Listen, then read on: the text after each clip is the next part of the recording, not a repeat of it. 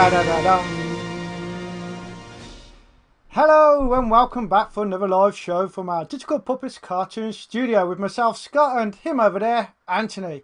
Here at Look Digital Puppets, we create real-time animations for entertainment, education, marketing, and as you know, each week at the same time, unless something goes wrong like it did last week, we can be found here live with a show for our fellow animators at 9 PM on YouTube and Facebook.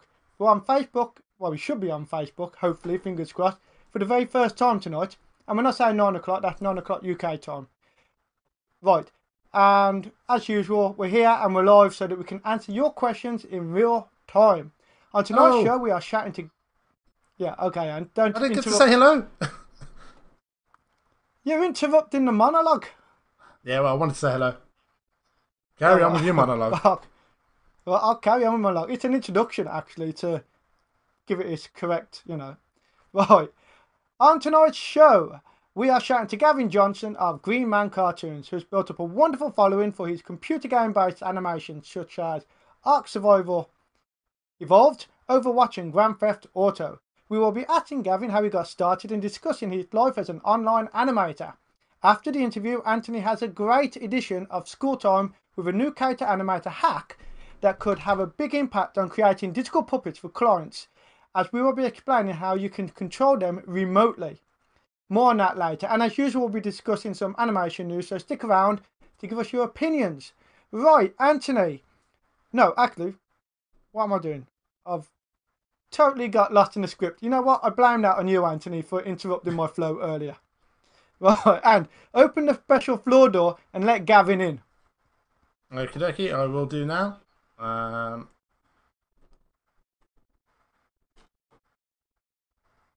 Is it working? Oh. Slow reveal. Hello. Hello. How's it going? Hello, Good, Gavin. thank you. How's it going? Well, thanks for joining us in the cartoon studio tonight. I know I'm pretty sure you're up to your eyeballs in animation, so we really appreciate you, coming down to talk to us. Well, let's kick off this interview with a clip from one of your cartoons. A quick warning to everybody watching at home. I know that it might be 9 o'clock in the UK and past the watershed, as it's called here. But in the US, where we might have some people watching, it's still early afternoon. So if anybody's watching with their kids, just be warned, there will be swearing in some of the clips that we're showing in the show tonight. So Anthony, roll film. Which one are we playing first? Is it Ark Survival, sorry. Yes, that's the one. Okay. Anthony, roll film. Which one are we playing first? Is it Ark Survival, sorry. Okay, well, yes, that's the one. Got some Anthony, going. roll film. Which one are we playing first? Is it Ark? Sorry, bit of audio issue there. What? I've got the live feed playing in the background. Okay, the video is about to play.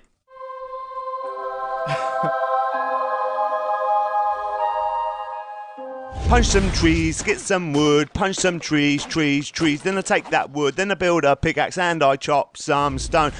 If I had $1 every time I woke up half naked on a beach in a survival game, I probably wouldn't be rich, yeah. But at least I'd have some pants! Trees, trees, punch trees. Did you see that? I punched that dinosaur so hard it went into orbit. This game is amazing. Can we just please go back to zombies now? No way, this is awesome. Look at all the amazing dinosaurs. Holy shit, a triceratops. I'm gonna punch it! I just see a bunch of poorly constructed beach huts and half-naked guys trying to fist each other. Ha!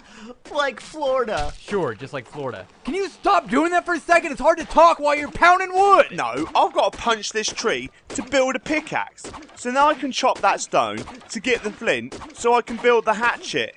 And then, Anthony. finally I can defend the tribe.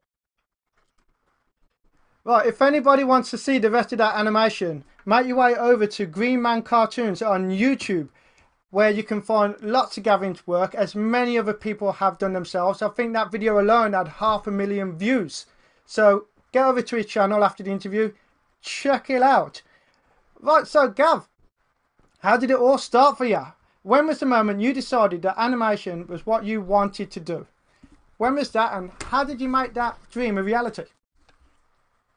Well, I actually started around 2007. I actually had to go back because when you asked me about when I actually started yesterday, I actually have to go back and have a look because I thought it was a lot longer than that. But yeah, back in 2007, I was writing comedy content, but never really finding anybody to actually produce it. So me and a couple of the guys who I was writing with decided to actually create it, create it ourselves. I always had a kind of interest in drawing and stuff, so I was like, can't be that hard. I'll animate it, and then it took me about 8 months to animate about a minute and a half, and yeah, I just carried on from there really. And when you first got into animation, what was it you was you using Flash? Was you trying to do it the traditional, like hand drawn way? What was it? What was your into animation? It was Flash, because I'd used Flash for a while, a couple of years beforehand, doing, because back in the day when websites all ran on Flash. I did. We had this conversation. We was having this conversation the week before about, obviously, as you said, when back in the early noughties, as they call it now, all web designers were using Flash because you could make amazing websites with the software, and it's only because Steve Jobs had this little tiff with, I don't know, Google, whoever it was, they he buried Flash, Adobe. and really, websites today would be a lot better if Flash had continued to be used the way it once was. Yeah, there was certainly a lot more sort of unique kind of designs and stuff on websites back then, as opposed to now. Everything's kind of just WordPress. WordPress and HTML5. So yeah. Yeah, it doesn't matter what website you look on. You can be looking at the biggest company in the world, but they've all got the same bloody template WordPress website. It's all the same. Scroll down, a bar of information, some text, a photo, a bar of information. Or maybe, if they're really arty, they'll have a big photo, and in the top right corner, there'll be a few little lines where you click on it, and the menu drops down. I mean, like, originally, was Flash an animation software, or was it mainly for... It was mainly for just, like, web graphics, weren't it? It wasn't really made for character-like kind of animation. Graphics and computer games. Yeah, it was mostly for applications, like for the web and little kind of... It could do games and stuff, but it was mostly kind of web applications. Yeah, it was like animated banners and stuff, wasn't it? Yeah, that's it. And then it had the function to actually allow you to animate. So then people kind of dropped the whole script inside of it and just used it for animation, because it had a quite nice lining tool. Yeah. And it had a really nice like anti-aliasing kind of effect on the lines, which made everything look quite nice. So yeah, it was quite good for doing animation. It was also the tweening was really good. Yeah. You could get some really nice animation effects with it. Yeah, but that's how we got into animation the exact same way.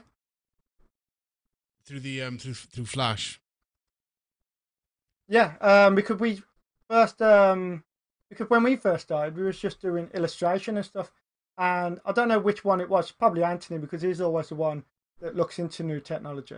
And we used Flash to build ourselves a little cartoon. And you think about it, back in them days, a lot of people weren't even on broadband.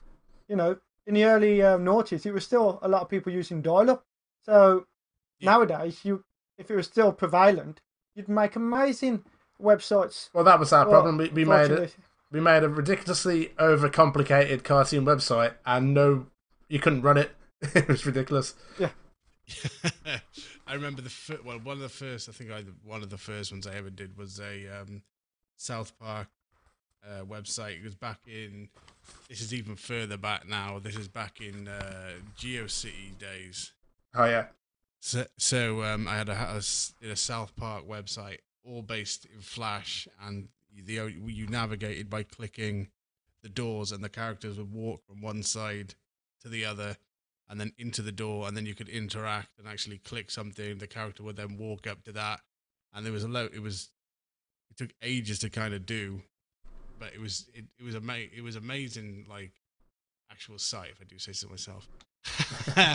But yeah, it took a century to load because it was all on dial-up. So yeah, whoops. Well, we're totally gone off track and interrupted you there because you was explaining to us that you so yeah, you used Flash initially, and what was the animation? What was it that you were saying? What was that first cartoon? And like you said, it took you 8 months to do. What was it that you was actually doing in all that time? So the first one was was for the characters I made called the Newmans, and they were basically stuck in a traffic jam. So it's like a little family comedy thing, which I've been trying to kind of get off the ground for a while. But yeah, we basically animated that, and yeah, looking back at it, it's pretty rough. I could probably get the same thing done in about, I don't know, 2 weeks, not a week now, which is quite depressing because it took me so long the first time. But yeah, it's you shouldn't be worried about like the old stuff because it's all good and it helps you grow. Yeah, I mean, I've got loads of stuff that I'm personally proud of because I know the amount of time and work that went into it, but I don't put it on my portfolio anymore. Like I say, so, everyone has to start somewhere, and it's important for people out there, don't judge your stuff too hard, especially kids have a tendency to, look at what everyone else is doing and they look at their own stuff and they think, they get a bit downhearted about it, but everyone started with, well, in their own opinion, was crappier stuff in the beginning, and it's only by persevering and trying, and nobody gets better from being great straight away. It's from all the little failures in life that you improve and figure out how to do things better. Well, that's it. You normally learn from it. The more like you always find the second time round of doing something, you can do it a lot quicker, or you'll find a better tool for the job. So you got to go for that progress. So like, yeah, we've been doing it now for like what, 15, 20 years or something. And like it does, like you say, you look back and think, oh god, if I had what I had now or knew what I knew now, I wouldn't have spent weeks on that, like, or months. Yeah, no, that's it. Well, we got like as you kind of expand your kind of skills as well. It's like, right, this is the way. This took me a long time before. It, to be honest, wasn't worth it because the amount of people that actually noticed this was very few. So I can trim back time I spent on that to put into something else. For example, like backgrounds and stuff. Like backgrounds used to take, I don't know, days to do a background, and at the end of the day, they're not really that important. They're important, but they're not like front and I know what you center. mean. So I've scaled back on backgrounds. I do all the backgrounds now in Photoshop. They used to all be vector backgrounds, so you could scale them up, scale them down. Yeah. I just do them as a 300 DPI, I think 2000 by 2000 background, and then I just dump them in, and I'll add a little blur effect to it, and it does the job. Yeah. It conveys The what it needs to convey. Good old blur effect. It's the I use it many a times myself just to make something look a bit more. Well, this is the thing. Like, you a whole bunch of stuff. You learn tricks to speed up the process and stuff. I mean, back when I used to do like character design and when I used to do like illustrations for my 3D designs, I'd literally rig characters out so it was completely fully controllable just to have a static pose, and I'd spend ages making this thing that was not needed. So now, like, you learn like don't do that and just get the job done, really. But yeah, that's the kind of the big thing is just get it done and put your time into things that are actually it's being efficient with your time, really. That's it. Yeah, and also as the years tick on, you start building up your own personal library of stuff, of backgrounds and props, and even for characters, like ready animated eyeballs and all sorts of bits and bobs that just helps you build, even like simple things like hands and feet and all them little things that you can take to, make your next project just that little bit quicker. Oh yeah. The that's a good thing about using like there's pros and cons of using the digital puppet kind of animation style. I mean, it looks. I mean, you can make it look okay. It'll never look as good as something that somebody spent the time to hand draw out Oh, no. and kind of do all of that. But for speed, for conveying your message quickly, there's nothing comparable to it. Like basically, you can go like, for example, the last video I did, which was I think the Battlegrounds one. It was the Battlegrounds one. There was scenes where there were like 10 or 12 different people. So like, because the way the characters are built is quite modular, I can grab the hands out of this one, the mask out of that one, then some blah, blah, blah, blah, blah. Dump them all into a new one. He's a new background character. He's rigged. He'll move. He hasn't got the greatest amount of detail, but he's a background character anyway, so it doesn't really matter that he doesn't have the basically like... Yeah, Family Guy took the mick out of that, didn't they, recently, where Stewie's walking... I can remember, it's the episode where Lois is a porn star or something like that, and Stewie's walking down the church, and he's saying, look, they're not moving, they're not doing anything, they're just, obviously background characters. Yeah. Yeah. Well, Family Guy are quite notoriously bad for doing stuff like that, considering the massive amounts that they get. They do kind of cut corners quite badly, but it's up to them. It's their style. It works for them. Yeah. We've got a comment in the on YouTube. AX006. Hello. He said, can he have a look at the video? I think because he's talking about the Newmans. I think we've got a clip, haven't we, of the Newmans. We can play that now. We should do. Roll tape. So I'll play a quick clip of that. Let's get the. Okay.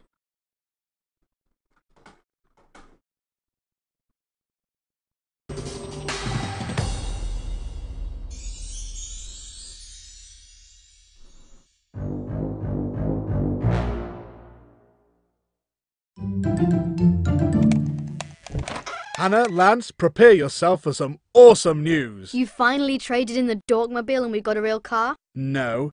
Mike Newman is the most popular teacher in school. Bask in my awesome glow. Lance, put that down and stop basking. Where's your mother? In work like you should be? Police mum's always working because she has to pretend a lot under the covers.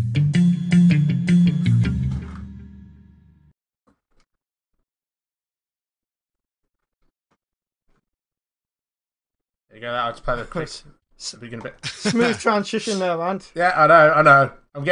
It's getting better, but it's pretty clunky. Mind you, that wasn't. I don't think that was the clip that Gavin was talking about, because I think you did that one a couple of years after your original one, isn't it? Yeah, that's from the pilot we were commissioned to make. We're a production company from Nottingham. Gave us a fund to actually make a pilot for the Newmans, which was cool, really cool. All right, so, you got funding for it. Yeah, it was I think around 10,000, something like that. We had to do it. We had a really cool team of guys. Actually, one of the guys who was helping out. Because the characters all kind of needed to be redesigned a little bit just to bring them up to sort of spec. He was the guy who was one of the directors who worked on Batman Mask of the Phantasm, called Rick Machin. Really cool guy, and he helped out. He did a bunch of the character sheets and stuff like that, and gave some of the characters kind of a bit of a spruce up. So yeah, it was really cool to work with him, and we finished that. It took nearly a year because we spent a lot of the budget on voice actors and stuff, and then we also took it to, I think it was Los Angeles. The guys took it to. The guys who funded it took it over to Los Angeles and got. We got quite a good response from it, and I know at one point we were talking to Comedy Central down in London, and they were interested in kind of picking it up. But what you'll find, this is a bit of a tip. What you'll find is when you're talking to commissioners and stuff, if you're unlucky enough that the commissioner that you're doing something with leaves that job, the next guy who comes in isn't very keen on picking up what. Yeah, I've heard that. Did. No. This is kind of what happened to us. We were to the stage where we were talking about how much per episode and stuff like that, and then she left. The new chap came in, and he was kind of not as super keen on animation and stuff as she was, so it kind of dropped off there, which is a bit of a shame, but one of the things, really. Yeah, sounds like you got caught up in the old office politics. Yeah, it happens. Like I say, it's not one of the Mind things. you, it sounds fantastic that you was able to get that funding and have that experience of going through the process. Anthony's always going on about us doing stuff like that, and wouldn't even have a clue where to look. Never really looked into doing anything like that ourselves. I think a lot of people as well don't realise how much it costs as well to produce a cartoon. You hear that things like Family Guy and that costing in the millions and stuff. But then when you actually break it down, you can see why. But people just watching who don't know much about animation, be like, surely it can't cost that much to animate. It's just a cartoon. But there's a lot of work involved. A lot of people kind of don't appreciate that. You get your voice actors who take a big chunk, which is deservedly so. I mean, they basically are a big draw. If you don't have good voice actors, your project's dead. Yeah. From the beginning. So if you don't have good voice actors, so they get a good big check, which is right. Then you have a whole team of animators. Each one of them needs to obviously take home a wage. So it mounts up really, really quick. I thought, 10,000 for us. That's going to be. We'll have change from that. Money left over to yeah. Squish McDucket. Yeah. I thought I'm going to have my money own in the air, bin and I'm money gonna, rainbow. laughing. But I think we ended it. There was nothing left of what the budget was. So it ended up with just me animating pretty much on my own. So yeah, but that's fine because I enjoyed it. I know it sounds like a great experience. Well, even though that one doesn't sound like it took off the way you wanted it to, obviously now on your YouTube channel, you're getting massive amounts of people watching your gaming videos. So how did you get from the Newmans to where you are now with a really great following and loads of content online? Yeah, so really, what it did, it went from there. I started to chat to a guy who is from Texas way, and he asked me, did I want to do some animation work for him? Because I did actually start uploading Newman stuff to YouTube as well. I think we did 3 or 4, maybe 5 little short skits to YouTube. Which didn't do great. I think they were about 1,000 a pop views, which I mean, it's okay, but not really what I wanted. Yeah, you put 1,000 people in a room. Think how many people that is. People don't appreciate that when they, But it's original content and stuff on YouTube is a really it's a hard sell unless you've got an established name. People are less likely to kind of jump on. So. After a while then, this chap down in Texas he set up a company called Smash Bits, and they do animations on video games for another company. This is going down a rabbit hole. He doesn't work for another company called Machinima. I'm not sure if you've heard of them. They're a massive YouTube. Yeah, so basically then I was doing work for Machinima through his company, and we did a series called How to Be Annoying in League of Legends. I don't know if you've ever heard of League of Legends. It's like one of the biggest PC games like out there. There's like millions of people playing this game, so they wanted to do this whole series on League of Legends. So I said, yeah, fine, no problem, easy. Didn't realize that there's, I don't know, about 30 different characters, and each of them are like completely different to each other. They got like birds, they've got guys who are half horse, half So man. you can't. They've got, yeah, It you wasn't a can't case really of use just anything. making a few templates. You gotta do You can't. every single one. Yeah. Yeah. So That's a good tip. That's tip number Yeah, one cheap. for everyone tonight out there with your notepads. Make sure you know exactly what you're doing before you sign off on that quote.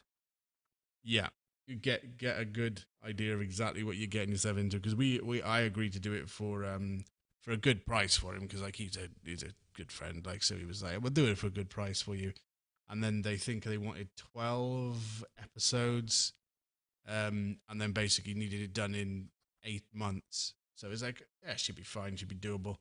But then ended up with some of the animators dropping out because the workload was just crazy. And then I ended up helping out, because originally I was only meant to be doing character design, background design, and all that. But I ended up having to help as well because we were out of animators. So I ended up working Christmas Eve for 18 hours, Christmas Day for 20 hours, Boxing Day for 20 hours, and day after Boxing Day for 20 hours to try and get these episodes kind of done. So yeah, that was fun. And then when they wanted to renew it, and they said, we'll give you not half the budget, but not far off that. And I said no. You can get on your horse, mate. Get on your horse Yeah, and ride it it was- out of town like Guinevere or whatever Yeah, her it was- name is. So yeah, and then I thought, well, to be honest with you, it wasn't that.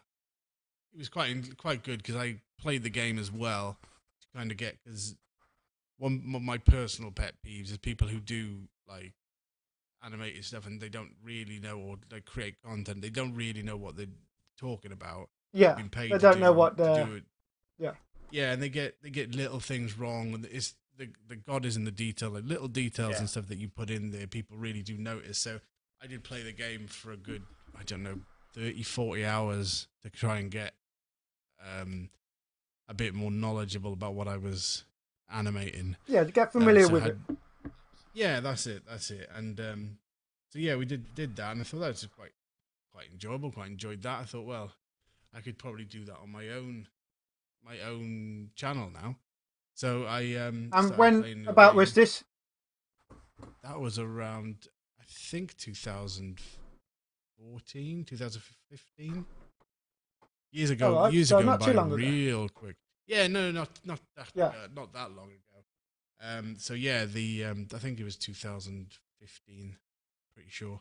And then that's when I did the first Ark episode. 'Cause I played Ark. I went, oh, this is quite cool. This is a good kind of thing. I'll just basically make content, because the game is just like it's essentially a sandbox with dinosaurs. So I could make my own stories and stuff. I'm not really beholden to game mechanics and stuff like that, like we were in League of Legends, where Yeah. basically you had to work around A what bit you like could and couldn't. Minecraft.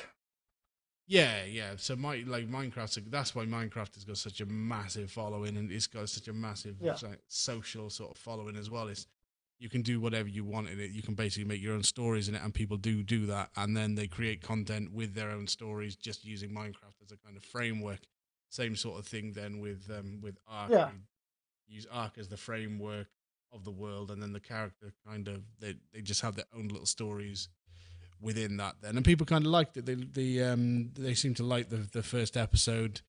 I know the And when you Ark did that first developers- episode, was it a brand new channel? And was you literally starting from scratch? Or did you already have a little Yes. fan base following you on from the other videos that you've done? Or maybe the other people? No. Did anyone know? Sorry, yeah, so you're starting from scratch then? Started all from scratch. The idea was to kind of build up a new channel, and then introduce my kind of more original stuff then into the channel as the time went on. But the amount of work, the amount of work there is just to keep one series going. I tell you what, I tell a lie. It wasn't Ark. Ark wasn't the first one I did. It was H1Z1. Oh, that is terrible. That's real bad memory for you, isn't it? Game called H1Z1, done by originally Sony Entertainment, but now Daybreak Games. It's a zombie survival game, and that was the first one, and that was 2014. I knew 2014 had a reason for it. So that's the first one I did. That one got a really good response. So I did 3 more H1Z1 episodes, and then I started to do. I started the Ark one because I was kind of getting a bit bored of the H1Z1 game, and Ark was kind of new and fun. So I did Ark. Ark got, I think, double or maybe triple the amount of views that H1Z1 got on the first day. So I was like, well, this is cool. And then obviously the Ark developers as well chipped in and said, oh, we really like what you're doing. We'll promote it as well. So they actually like tweeted it out and stuff on their own channel, and that was really nice of them, and got a big boost that way. And then each episode of Ark following that increased in subscribers and in views and everything. So I think the did you do anything to get the initial videos? Like, did you literally just make the animation and upload it, and that was it, or did you go through the whole SEO, tagging and doing any like Google ads to boost it just to get it in front of a few people first? You do anything like that? To be honest, I was a bit ignorant to YouTube SEO because my background was website building. I used to run an e-commerce site, and you'd get SEO people coming in all the time telling you, "Oh, we'll guarantee you be front page of Google," and then it was just a load of rubbish. Like, and SEO, they never do. Yeah, SEO kind of is a bit of a misnomer for me. I just think if you tag stuff correctly and you put stuff in correctly, people will find it if it's something they're interested in.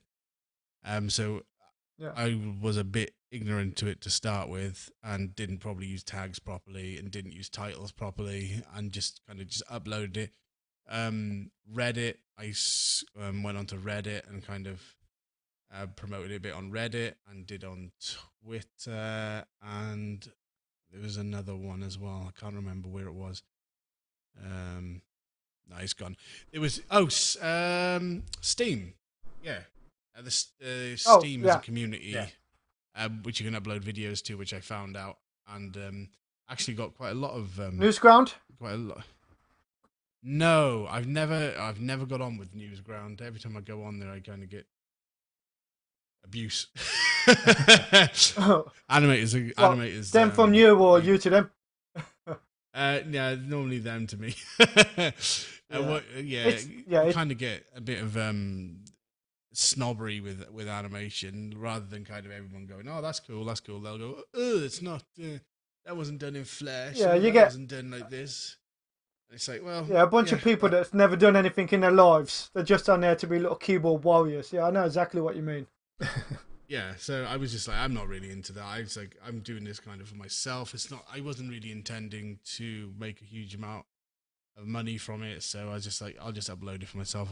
I'll post it to the places that are relevant to it. And if people want to watch it, people will watch it. And they kind of just did then. And then it kind of built up from the H1Z1 then to Ark. And then I went and did Grand Theft Auto after Ark, which actually ended up being a bit of a lesson, because Grand Theft Auto is probably one of the worst, is it? One of the worst performing videos on the channel. Really? The reason being, is it? Very saturated market for Grand Theft Auto. So I suppose a lot of people can make, like you said, they can make videos with just the Grand Theft Auto game. They can build their own narratives, and so a lot of people can upload stuff. And obviously, it's hugely popular. How often do you actually upload a new video then?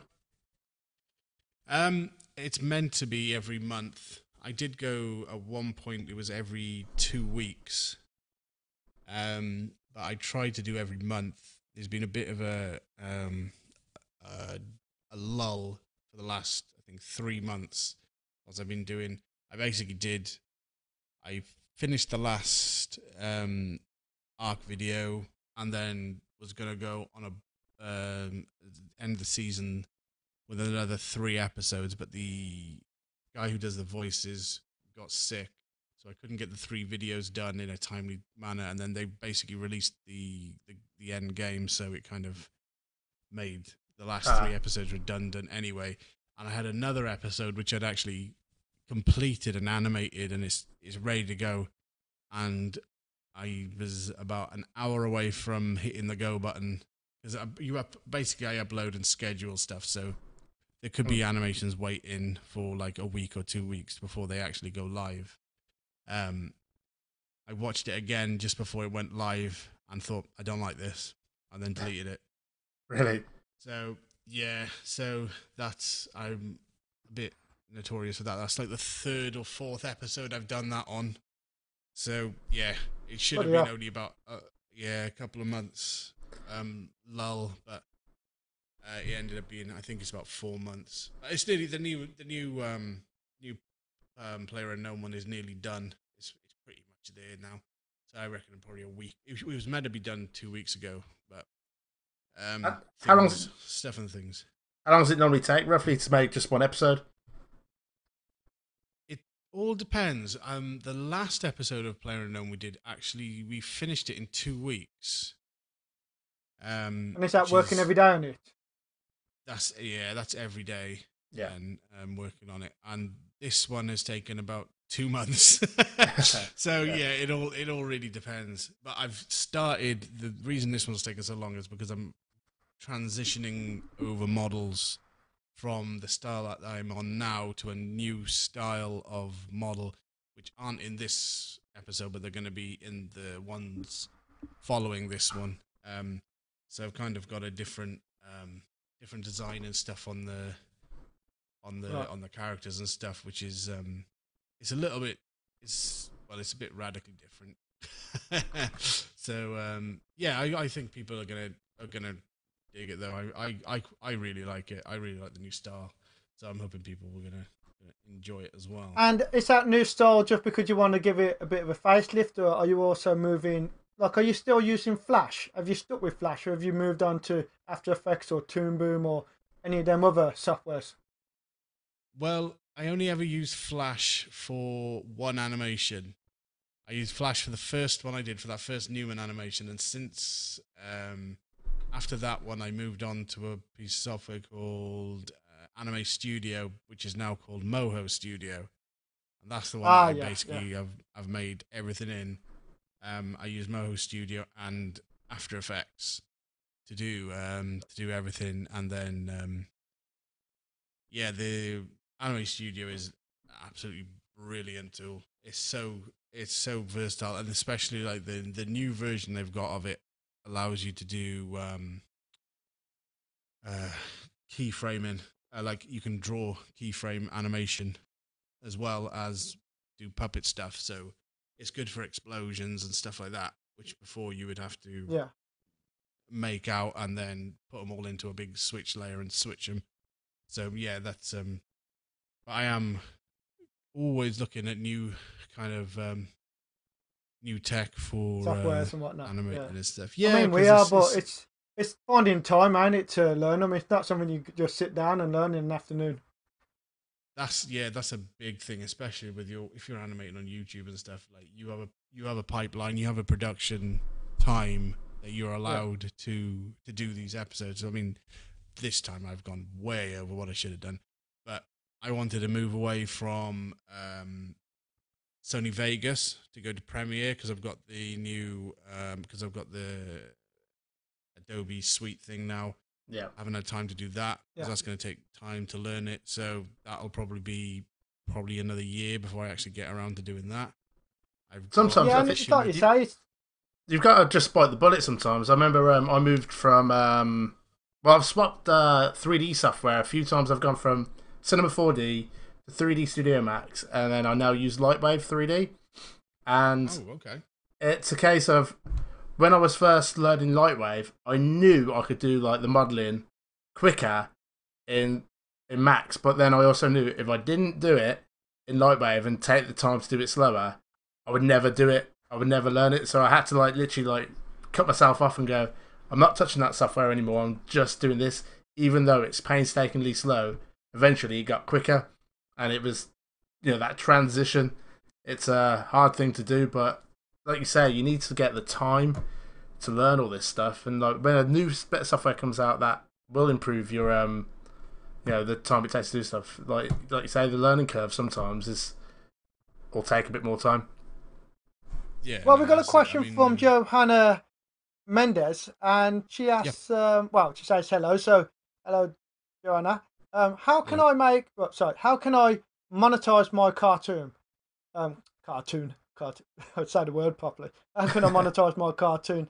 And she's from the Dominican Republic, though obviously everyone uses YouTube and whatnot. So, how can you? I suppose that's a big. If you're spending all this time making these animations, I'm assuming, if you're doing it in the daytime as well, that it's giving you some return to warrant you spending all this time working on it. Yeah. I mean, initially, you'll be looking at, you won't get anything back. It's I think 1,000 views for half a cent or something like that. It's pretty ridiculous. It's something like, I can't remember. I haven't looked at the CCP for a long time. But usually once you need to get to this is me from memory now, that you need to get to 100 subscribers, and then you can, I think you monetize can your after, videos. Yeah, after that. yeah. There was a barrier to entry. I know that they did put in. I don't know if they've removed that now, but in your upload, No, I think you're right. It's still about 100. Yeah, in your when you upload the video, you'll actually have an option underneath with like. Oh, sorry, hang on. Someone disagreeing with us. Sorry, I said yeah. It could well be. It was when I was initially doing it. There was a what am I thinking of the name? Channel name. It could be. But underneath the upload thing, there's a little box with allow advertising everywhere, and then actually, I think you are right. Hit yes to that. The person in the comments is not going on about YouTube. They're talking about Steemit. I don't know if you've ever heard of that. Yeah. But they're saying that in Steemit you can monetize straight away, but in YouTube, I think you need to have a minimum of 100 viewers before you. No, I think it's even more than that. I thought it was 10,000 viewers, weren't it? No. It's what to monetize your video. Not viewers. 10,000 views. I think you've had to have on your channel. Oh, well, I don't know about that. I thought it might be. It could well be. I know they do tend to change the terms of service, and if you do need it's a good thing to check their terms of service, because they do change them quite a lot, which is a reason for this big problem which has just arisen on YouTube with advertisers and stuff. I don't know if you've heard of the adpocalypse going on YouTube. Yeah. I've read all about that. Loads of creators are kicking off about it. Yeah, it's all good fun, but yeah, if you check terms and conditions, with the YouTube stuff, it normally says how much you need. If you're going through AdSense, at least, you need to hit these certain kind of little milestones. Florian is just saying, 10k views. Why don't you on YouTube? Why don't you pop the thing up so we can all see what the comments are? And there we go. So Gavin can see as well. There you go. If you look down there. But I think Steemit is a like kind of what's it called, like Bitcoin, a digital currency type thing. Oh, okay. I've not used it, so I really don't know. Yeah, it's nothing I've kind of come across before, but I thought it was like a MCN, like a managed planet channel management thing. Like there's quite a lot of them around. There's a tip as well. If you don't need a channel, management. You don't need to join one. You're pretty safe on your own for a while. Don't just jump into joining a channel like a MCN without checking them out, because some of them don't give you very good returns. So you get a basically because you are giving away. You're giving away a percentage of your earnings to somebody who doesn't essentially. Well, depending on, I'm not going to tar them all with the same brush, but a vast majority of them don't. Well, there's a lot of them. There are a lot of pop-up MCNs now. There's some big ones which are, worth at least looking at, but there are a lot of little ones which are promising you everything, and they just basically want you to sign up, and it's to help them out. It's to build the up more their views they're getting, the more viewerships. views they can spread. Yeah, they basically kind of just take a slice off the top of what you're earning, and then you kind of ask them to help you out with promotion and stuff, and that's kind of not what they do. The guys I'm with, Frederator. I know you had them on a couple of weeks ago, didn't you, Frederator? Mm. Yeah, I'm with. But they're like the main ones, aren't they? They're a big one for like animation and stuff. Yeah, so, they're quite good with like web-based stuff at the moment as well. They're doing a lot with online content, and they do give you a lot of support as well. Federator, they've been get emails off them all the time and whatnot. They've been pretty good, but then like I say, you shouldn't join an MCN and expect them basically to do the legwork for you. Or the work for you. You've still got to do the best thing. One of the best things I said about joining the Federator thing is you get access to a free sound effects library and a free music library. That's which is royalty free, so you can use it as much as you like. So for the sake of, I don't know, a couple of percent off the top of your earnings, you get access to all of these sound effects, all of these music library stuff, and it's just like, it saves me such a big hassle of going around finding the sound effect clips and then making sure that they're not, because you got to make sure they're not copyrighted and all that, because otherwise you get in trouble. But if it comes up on YouTube, don't it? Well, that's it. Straight away. You can't post anything if it's copyrighted, because they'll just they'll either take it down or they can mute the audio, can't they? They won't take it nowadays. They'll leave it. Nowadays, you just say it's copyrighted, and they'll let the video stay up, but you can't get any money off of it. It'll all go down. Whoever the copyrights with. Copyright, they'll hold. Yeah. They'll, Could we get that every week? We show a trailer on this show. Oh yeah. Yeah. And depending on how. But we're not looking to make anything off this. So. they can actually get, if they're in particularly bad mood, the people whose copyright is, if you get 3 strikes on your channel, they can get your channel taken down. So it's advisable not to push it with. Well, we've had stuff. We've had Federator or someone about Federator twice now, so I think we've got 2 strikes from Federator. But it's okay, because that was on the show. Yeah, but you know what we got strikes from Federator for? That was for using our own video. The bar stewards. So what? Oh wow! Ban us for just because we're with Federator ourselves. We did that bar stewards cartoon about 5 years ago now, or something like that. And so we have actually got access because we're still members. I still get the emails off of Federator, but we haven't tried doing any original proper content for quite many years now. We've just basically knuckled down and been concentrating on the business side of things, providing a service opposed to doing original content. That said, we are working on some new stuff right now, so that'll change pretty soon. We've got something going up in a matter of weeks. That's cool.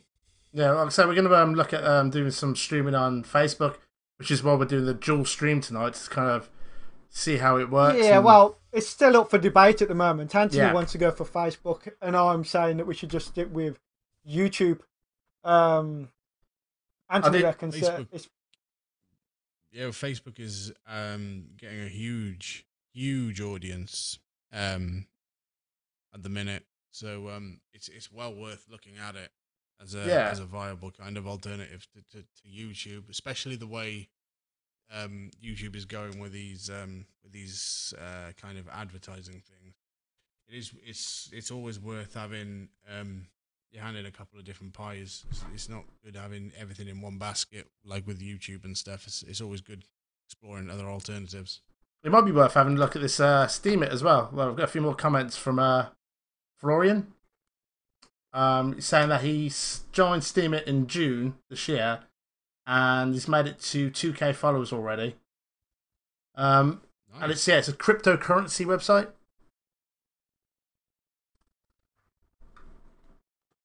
Well, That's I was just Sorry. They just said there's an interesting question just come in from Joanna about your cartoons being sold. Sorry for jumping on that. No, that's good. No, yeah. no, sure. Yeah. So there is one of two ways. You can't stop people from downloading your content and re-uploading it. But when it is re-uploaded, you can go to the video and you can flag it as copyrighted, which then will put a strike against them, and then they'll have to remove it. You obviously have the proof that you uploaded it first. It's your content, blah blah. So do that. Occasionally, it's worth, depending on how popular your video gets. If you want to just check quickly, just dump the name of your video into Google, and then it'll bring up everything with your video in. And sometimes people are even that lazy that they don't even change the name of your video. So you'll get like a list of people who have basically re-uploaded your video with the same name and everything and just posted it back on there. So just, go in there, hit the report button, report it. Yeah, and, because there'll be some people out there that might, for example, your own videos, they could download your videos or screen grab your videos and try and pass them off as their own work. Whereas all we've ever do is get done is for like promoting people. We only show clips. Even when we have people on the show, we don't, like we did with your own video earlier, we won't show the whole video. We'll only show a little bit of it and then say, right, if you want to see the rest of it, go and check it out. Yeah, I mean, that kind of thing is fine. It's when people kind of take the thing wholesale. And just pass off of their own. Yeah, re-upload it. And Facebook is a really bad one for doing that. That's one I've got problems with at the minute is they'll take the video, they'll re-upload it, they'll put a watermark on it, their own watermark on it, and then I'm not entirely sure how to get around that. Yeah, you can do that with YouTube. Apparently, if you put like a border around it and stuff like that, it treats it. And if you slightly tweak the audio, there's lots of little ways. And you see it all the time when people upload TV shows and films and things like that onto YouTube. Yeah. They do all these little things so that to stop them getting cut out. To be honest with you, it's you could spend so much of your time just fighting people re-uploading your stuff that you're not actually getting any new stuff done. So just continue making. If people are gonna just trim off the ones that are being ridiculously abusive about it, trim them away, and then just stick to making content. Because if you don't, they just move on. They're a bit like parasites. So it's kind of inevitable that it's gonna happen. So I mean, me and Anthony had that with Fiverr. People was using our artwork because as you know yourself, apart from the animation stuff that we do, we also do a lot of branding and logo work. And I'm quite well known for a lot of the cartoon stuff I do for entertainers. And people have started using all my logos. Loads of people, in fact, not one or two, loads of people have started using my logos on Fiverr and putting them up as their own work. And I actually ended up getting in touch with Fiverr. And they totally ignored me. Then I got in touch with them again. And I said, right, I've been to see my solicitor, which I hadn't. I said, I've been to see my solicitor. And basically, we can go through all these people. And every sale they've made, that's how much we're going to send you an invoice for. And reimburse from Fiverr on top of expenses. And basically, I made it sound like we could legitimately sue them for a whole bunch of money. And I swear to God, literally 20 minutes later, every single one of the people that I had sent them the ID for were all kicked off the site. So, Yeah, it's worth pursuing. That's tip 2 for every... Tip 2. Tip 2, keep an eye do your homework. Threaten legal action. Yeah. those sites are like those Fiverr and things. They're notorious for scammers and kind of. I mean, some of the people on there are legitimate. Don't get me wrong. Yeah, some lots are of we use it.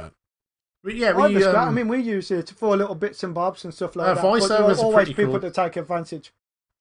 Yeah, actually, we've just made a video. We're going to show it a bit later on. We've done a walkthrough on how to make Rick and Morty, and we used someone on Fiverr for the voiceover, for the impressions, and it's really good actually.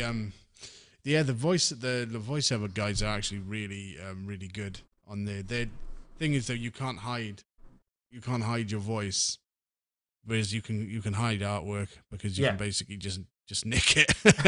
Whereas you can't nick somebody else's voice. No, you're gonna find out pretty quickly that that's not legit. But yeah, the voice, I've actually used a couple of the voice people from Fiverr a good few years ago now. But yeah, I tend to kind of approach people a lot on Twitter and stuff now.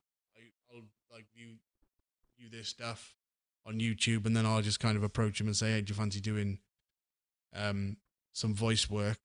And most of the people are kind of pretty cool, and they'll say, "Yeah, that sounds good."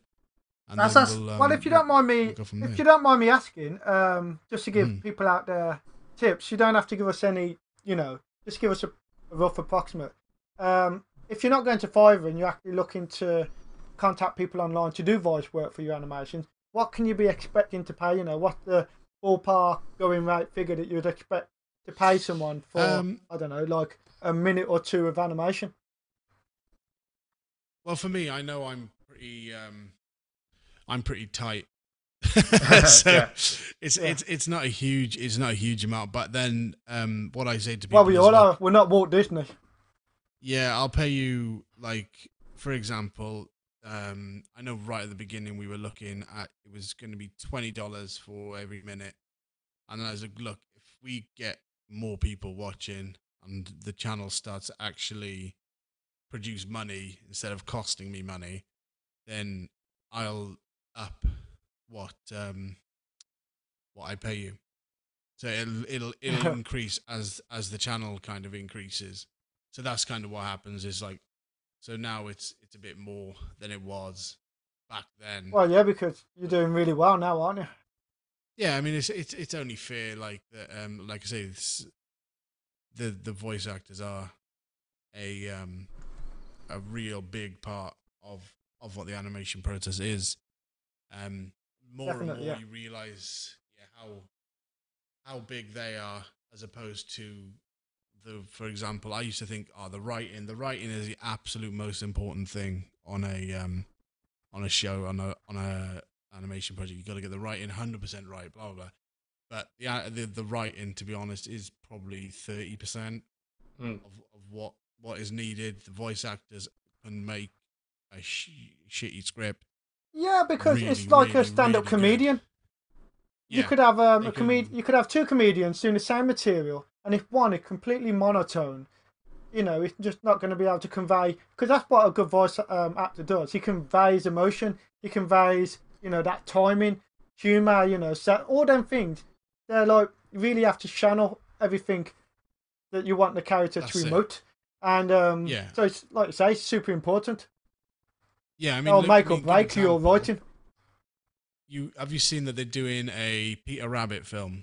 Yes, yeah, I've seen that. Yes, and they've got James Corden doing bloody Peter Rabbit, haven't they? Doing the voice of Peter Rabbit. Not that I don't like knocking people, but he's a terrible voice actor. He just sounds like James Corden. He does. He was in the Emoji Movie. Was he the hand or something? High Five. Yes, he was in that as well. So if you take, for example, him, he's one end of the spectrum, and then you take the guy H.J. Benjamin, who does the voice of Archer and Bob's Burgers and all of that. That guy has got an amazing voice. What's the one who does the voice of Bender? And he does a load of... Is that thingy, DiMaggio or something? I can't pronounce it. Yeah, DiMaggio. He does... he does loads of stuff, doesn't he? Yeah. He does Bender. He does loads of stuff, but he's outstanding. Same, man, my mind is going all blank with these guys. Billy, he does a voice of Billy Fry. West, is it? Billy West, he does loads. He does like a load of Looney Tune ones and stuff. So you compare like proper amazing voice actors like that, and then you get James Corden on the other side, and it's like no matter what the material and it's you like give you say, him it's going to be just flat. James Corden. Yeah. So that's and also, like, it doesn't that's why suit it's important. Peter Bloody Rabbit. I don't know. They've just taken Peter Rabbit, who's one thing, and just turned it into basically that. Have you ever seen that film Hop? That's what they've done. They've just remaking Hop, where they had Hop's that like little drumming 3D rabbit. If there's anyone out there who worked on them animations, the animation's great, by the way. We're not knocking that. No, I mean everybody kind of gets you get jobs and you're not particularly passionate about them, but their job to pay the bills. It's one of them things. Yeah. I mean, I worked on an animation for, I cannot remember the name of the company. They were based in New York, and they were doing this kind of looked like Bratz. I thought it was Bratz, but when I talked to the guy, he said no, it's not. Yeah, Bratz. It's legally not. That Bratz. kind of big-eyed thing. It's like, okay, fine, it's not Bratz. But we did an episode of that, and it was like I had no idea what the thing was about. I had kind of did a bit of research on it, but it wasn't for me. It wasn't particularly like a passion project or anything like that. But it kind of paid the bills when I was self-employed, so that's what you do. But it's like I'm not nothing against people who do the work. Like it needs to be done, so you might as well do it to the best of your ability, isn't it? Well, we'd all like to be just working on our passion projects. I mean, Jesus, me and Anthony's got loads stacked up, but we, as you said, we all have to pay the bills. People see you making these videos online, and you just make assumptions. Even people that you see on like Coronation Street and stuff like that, everyone assumes that they all live in big houses, and oftentimes really isn't. The reality is never quite as wonderful as what people imagine, and you do have to pay the bills, and that's what's got to come first. Yeah, need to win the lottery. That's what we need to do. Do you you win the lottery? That's a question. That's the thing, though. You win the lottery, you can like make one episode or something decent. Yeah, you can make an episode of a Family Guy in about 10 years when I finish finish going around the world on a yacht. No, actually, if you've got $1 million, you can pay Seth MacFarlane to do a voice, and then you've got to wait to win again to actually pay for the animators to do their job. Oh, this is it. MacFarlane ain't doing that well on that new what's that new show that he's just brought out? That Star Trek. Yeah, not doing too well, is it? I mean, I haven't really seen it. I know he's. I haven't seen it. I'm only got, which is terrible. I'm not going to slag it off because I've not watched it, but I can only go by the reviews I've read, and they're not being too great. Yeah, no, it's a bit fashionable to have a knock, but I've seen the Orville and I really like it. It's so you recommend it then? Yeah, it's better than the first episode is crap.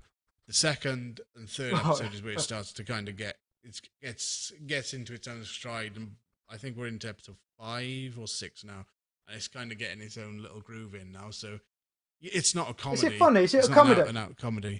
No. It's more of a kind of comedy drama. It's not out comedy. I mean, I liked him in that Million Ways to Die in the West. That was good. Die in the West. I think the problem with it was billed as a Seth MacFarlane comedy project, and when people got into it, Family Guy in space.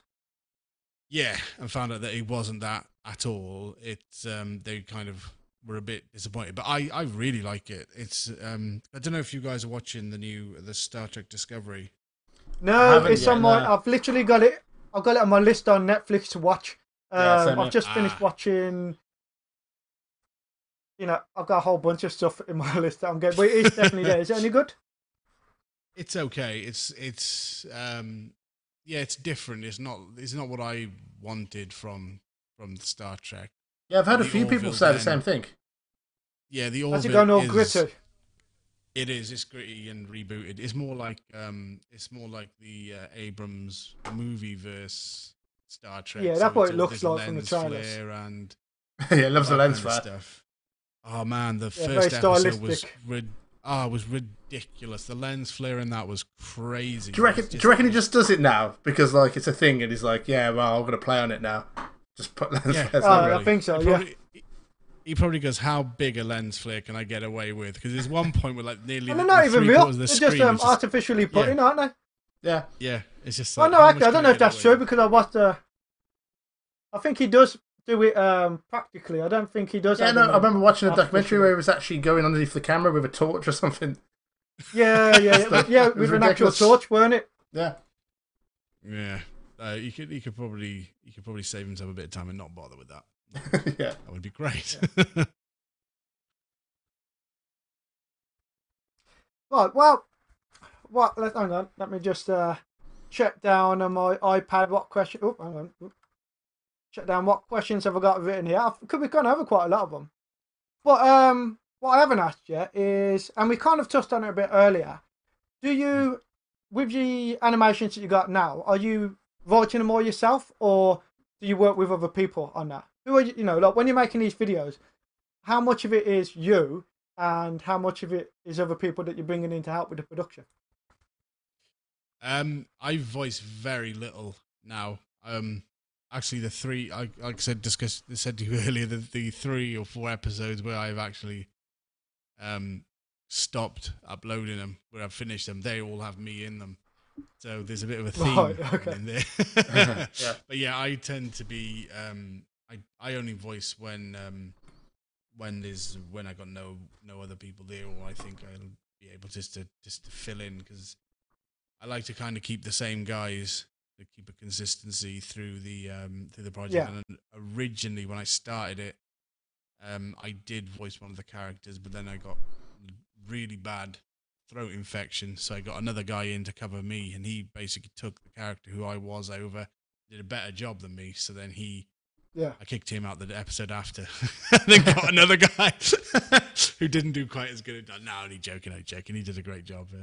That's so I get John, who's been in all the episodes since the very beginning. He does his own animations. He works on a cartoon called Frank and Steve, which he's doing a movie for now. There's Jared, who's an American chap. He had a really successful YouTube channel doing animations. And then there was Ricky, who was the head of Smash Bits, like I said before, we were working on machinima stuff together. He dropped out because his work schedule just got too crazy. So Sarah then took over from him. Sarah Soroka, who's AVI Gaming. She's got her own channel, and she's professional voice actors and games and stuff. So yeah, she's took over from him. And then occasionally we'll get guest people voicing. So we've had Slipgator, who's a massive YouTuber. He's got, I think, 1 million or 1.5 million subscribers. He's a really cool guy. We did a whole episode with him. There's Kirby Llama, who is a Twitch streamer. I'm not sure if you guys are into the old Twitch streaming. Yeah, we've stuff. done quite a lot of Twitch. If you look on the board behind Anthony, you can see a few of them that we've done. You know, they're all doing well. Because with obviously anything when you got a lot of competition, there's obviously a lot of people on Twitch now, and by having a cartoon character avatar, okay, it isn't the be all and end all, but it is that initial thing that makes you stand out from the competition, that does give you a unique selling point for your channel. We had Scribbler on, didn't we? Quite a few episodes ago. Have you seen Scribbler's videos before? Yes, actually I have. I subscribed, it's follow. There we go. Get the terminology right. I followed him after I saw him on your channel, so I've watched him do a couple of gameplays. Oh, right. So yeah, he's really cool. He's a cool guy. But yeah, so I got basically Kevin Lama, who does Twitch. She's quite a big Twitch streamer. She's done a voice for a couple of episodes. She's going to do voice in a couple episodes more. We've got plans for. And just generally, it kind of works like that now. So I just ask people if they fancy doing it. And they either say yes. Well, most of them do say yes. Or I kind of don't. I'll only voice when there's no real. Do you do it? And what about do you do it all remotely? So will you like get them to do it then send it in? Yes, all remotely. So they get their character kind of lines. To be honest with you, I've even stopped doing because they're all playing players, not characters. They just get their own names on the script, and it's like, this is your line, blah blah blah. You're playing this character, so just play it like this. And then if there's any revisions or anything like that, I'll send it back to them and say, look, good like that. I like the way you did this, but a couple of pronunciation things on this. Can you go back, redo this? And usually they're like, yeah, no problem, fine, and they'll redo it. Or in John's case, he'll give me an audio file which is about 2 hours long, even though I asked him for about 7 minutes worth of audio, and an hour of that will be him complaining that he's not in the episode enough.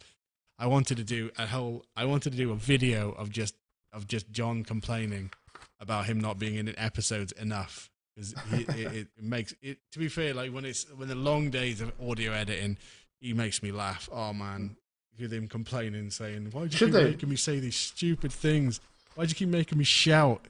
But yeah, he's just do a clip show of just cut into him complaining. Just him complaining. Well, you know what? Yeah. You could do now. Build a few of the characters, build them up in Character Animator, and you could do a little clip show in a few minutes. In fact, you could do a live show. Make all your characters in Character Animator. Use the tip that Anthony's going to be showing us later on, and do it like the old-fashioned Coronation Street when they did it all live. Yeah, that'd be cool. I'm sure he'd. Appreciate with that. Character Animator, you don't even. The live thing is a cool little novelty.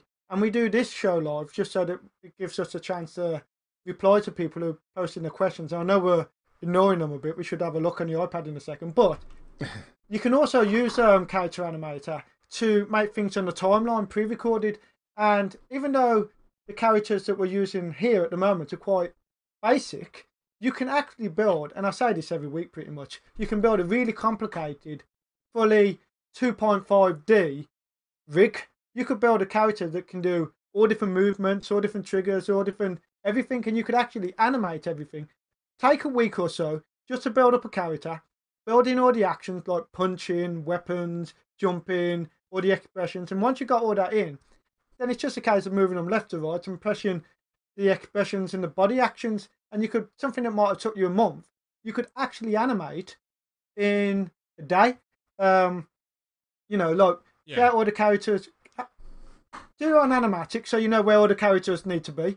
Animate each of them separately, and then bring them into something like Adobe Premiere, put them all together, and hey presto, literally you can save immense amount of time. It's worth looking into. Yeah, I mean, you'd probably be better to take them into After Effects than Premiere, because After Effects has got a much better PNG sequence kind of thing, and you can composite them all together, which is kind of what I do now. I basically render out into PNG sequences, and then PNG sequence into After Effects, and then composite and put effects or whatever I need to put onto it, and then pop it out of After Effects then and into the video editor. Yeah, that's the same as what how I would do it as well. Yeah, I don't know, it's quite cool to say Character Animator's got a link now with After Effects, so you've got like the live link. You can do a dynamic link directly to it. Yeah, that's cool. We've got a whole bunch of. Have we got a whole bunch of questions? Let me have a quick look. Better not be ignoring our viewers. So, Ant, you want to pop the thing up and have a quick chat to make sure we're not ignoring anybody? What we got here? I think we got Flora Dell. She's telling us about Steam It again, and I think Florian is on mission for Steam It. Yeah. We'll have to check it out, see if it's as good as you say. Yeah, we will. We'll give it a go.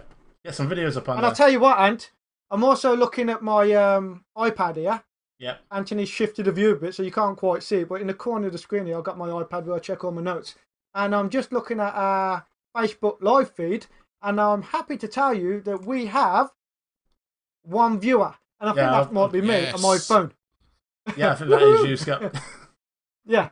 So I think I'm winning the argument at the minute about sticking to YouTube over, because Anthony's whole argument for Facebook is that it's more discoverable, that people will come across it. You know, if people are sharing it and whatnot, and it comes up in the timeline, and people are more likely to stumble across it.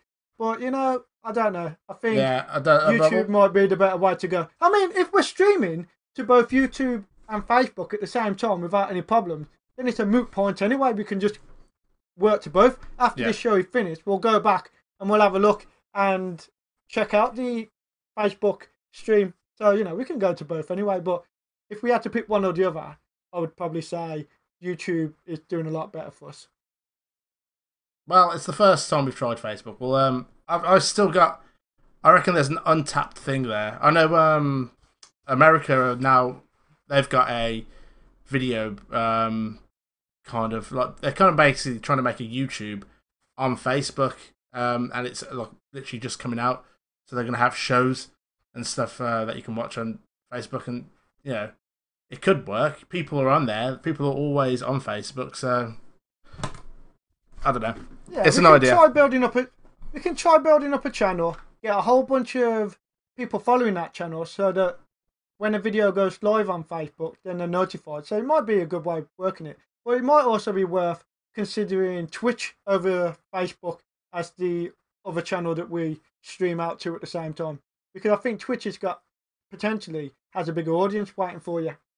Yeah. Do you, Gavin, do you post any of your videos on? You said you post videos on Twitch, don't you? I don't really post videos on Twitch. I do occasionally do little live streams on Twitch, but I just read in the comments, like Brian just said, Facebook is more for kind of people you know in with real life sort of stuff. So the more people you've got on your page, like the better your response will be. So building, I mean, if you can do to all three, that would be ideal. Twitch is great for building little communities. Yeah.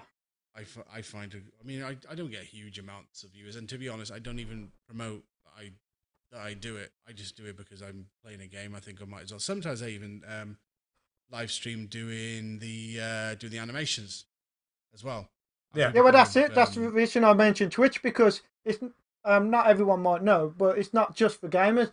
They actually have the creative community on there, where they have people drawing and making stuff and DJing and all that stuff, and they have quite good little followings on there. So yeah, you do. That's why I was saying to Anthony that we should try it out. Yeah, you get like quite a lot of people just kind of pop it in to see what you're doing, and then I mean they're pretty nice bunch over on Twitter. Occasionally you get idiots, but you get idiots everywhere. But most of the time you get quite a nice kind of community of people. I mean, the last time I streamed, I think it was 25, maybe something like that, people watching, which is, it's all right.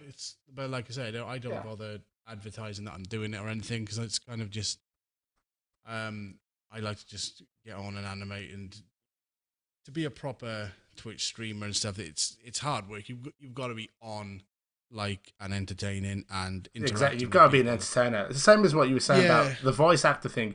You've got to be able to be watchable and be entertaining.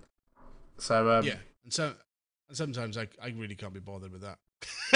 So I'm just like, I'm happy sat in my little dungeon just animating away, and yeah, occasionally I'll come out and lurk around and kind of stick my head out and maybe twitch it a little bit. But yeah, for the most part, I'm happy. Do people make much money off of Twitch?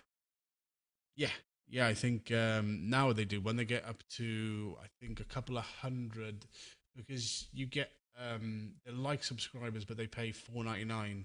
Yeah. I don't understand that. Why do they pay $4.99? Why do they pay money to subscribe when you can just follow the person anyway? What's the benefit of subscribing?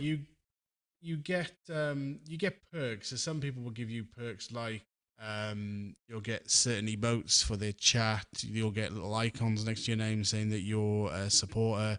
Some of them will do subscriber-only chats occasionally. Some of them will play games with the subscribers, stuff like that.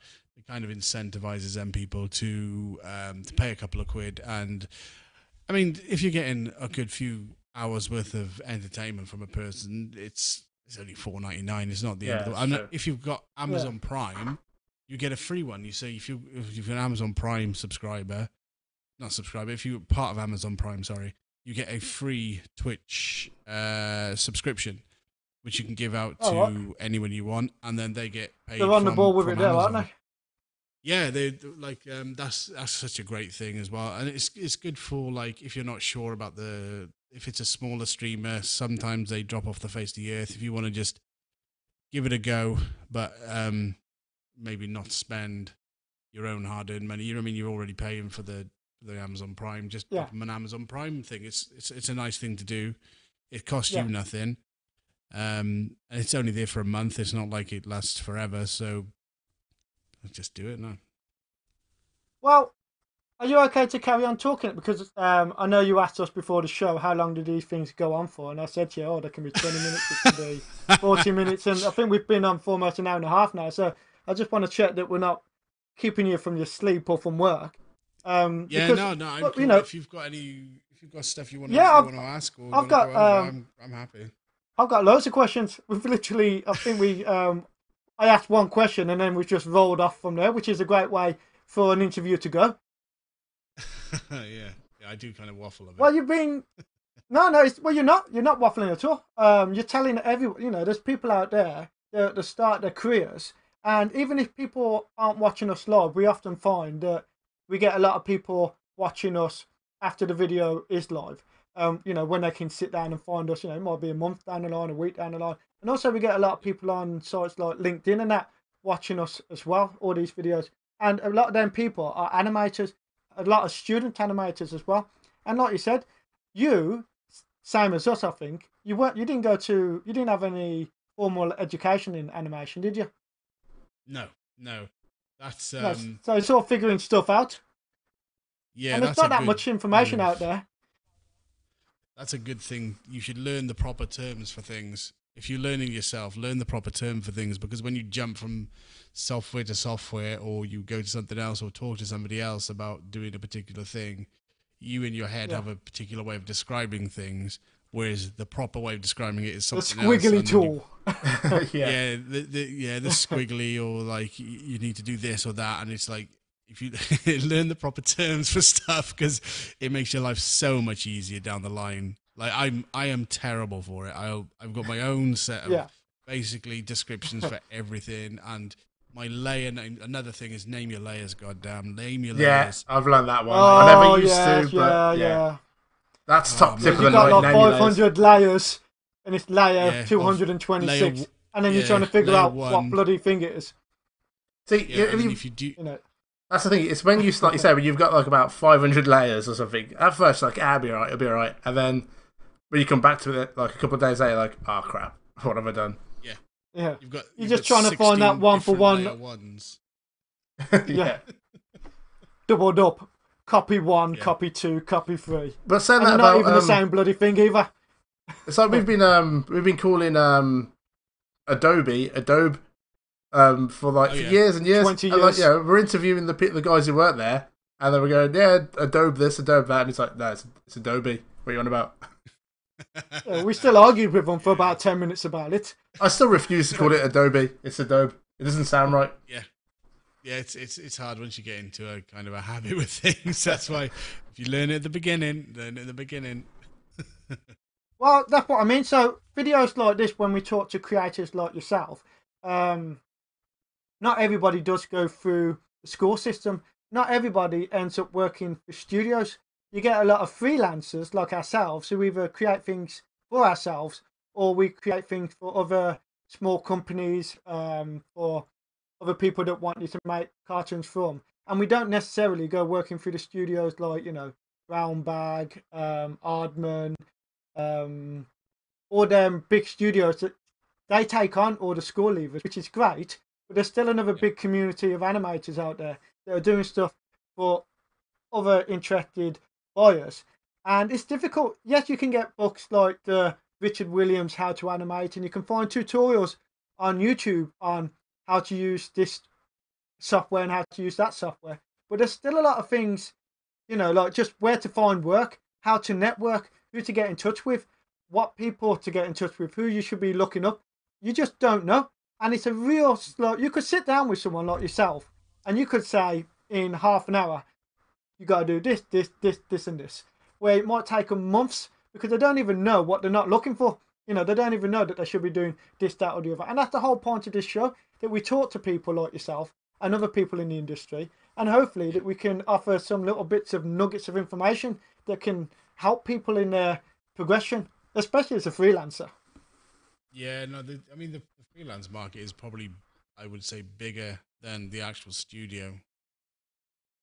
Well, I was talking to someone the other day, and I won't mention names, but you know, he was saying that he's been working for the studio thing solely for almost 30 years. You know, the traditional animator, and he's made the leap into digital animation, and he's doing well. But it's a really hard slog, and also I think the animation industry sometimes does suffer with, from what I've heard. You know, I'm not going to say this is gospel, but from the things that I read and people have said to me, it does seem that a lot of studios go with a lot of, you know, uni leavers. They get a lot of young kids coming up to do the lower end, you know, graphic work and whatnot. And a lot of the people that have been doing it for a long time, they fall by the wayside because, you know, either the studios are going with the trendier younger kids, or these younger kids know all the latest, they're up to date with the software, where the older folk might not be up to date, and they haven't got the time because they're trying to,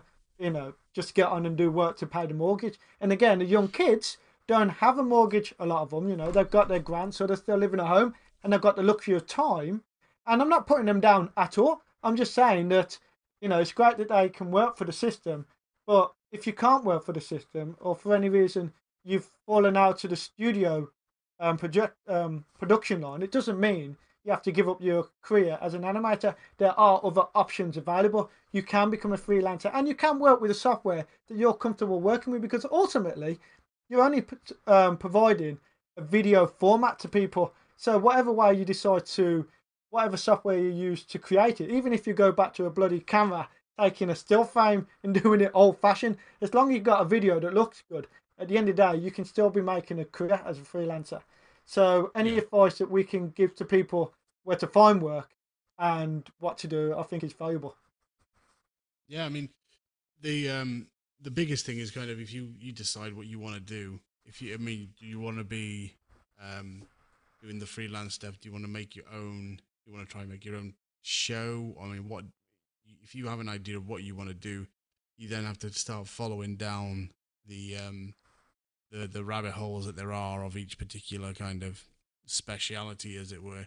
Yeah. I mean, the YouTube stuff is completely different to the TV stuff, and it used to be. It's not so much now that TV did not like new media. If you had a big YouTube stuff, if you had stuff up on YouTube, they did not like that. Nowadays, opposite way around, you can basically get a TV show. None of the kids are watching TV channel anymore.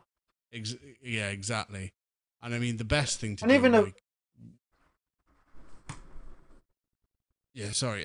What I did to get into the door with a lot of the sort of TV places was went onto their website, found the phone number, phoned them up, asked were they happy to speak to me. I'm from this particular company, Green Man Cartoons.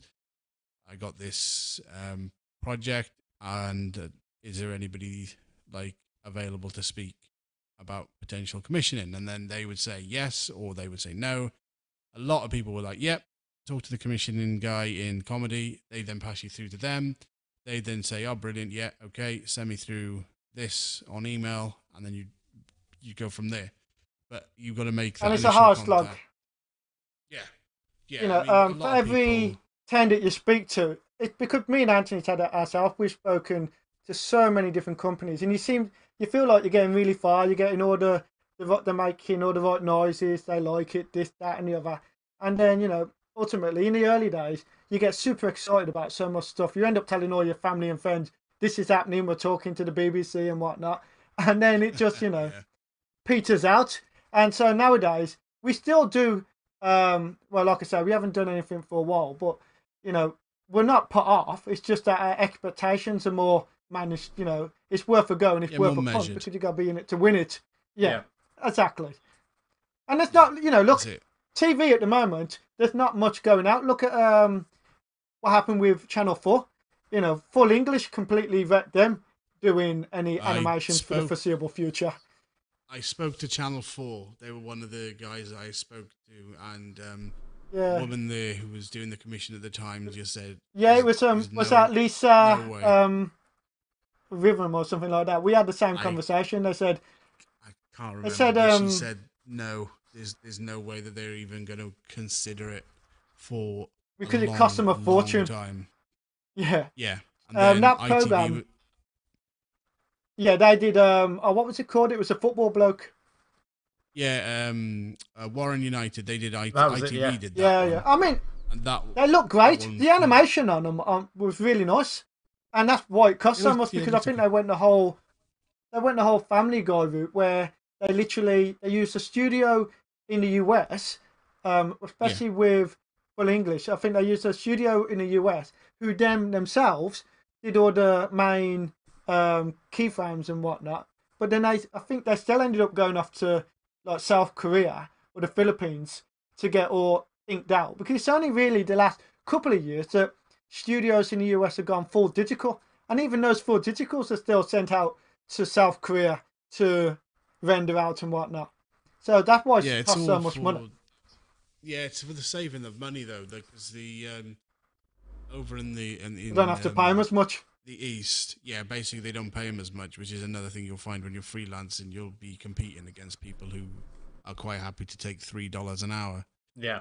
That's But you've got to be willing to not take those jobs. It's like there's no point. You're basically working for under minimum. You might as well go and work in Tesco, and then just do your own work.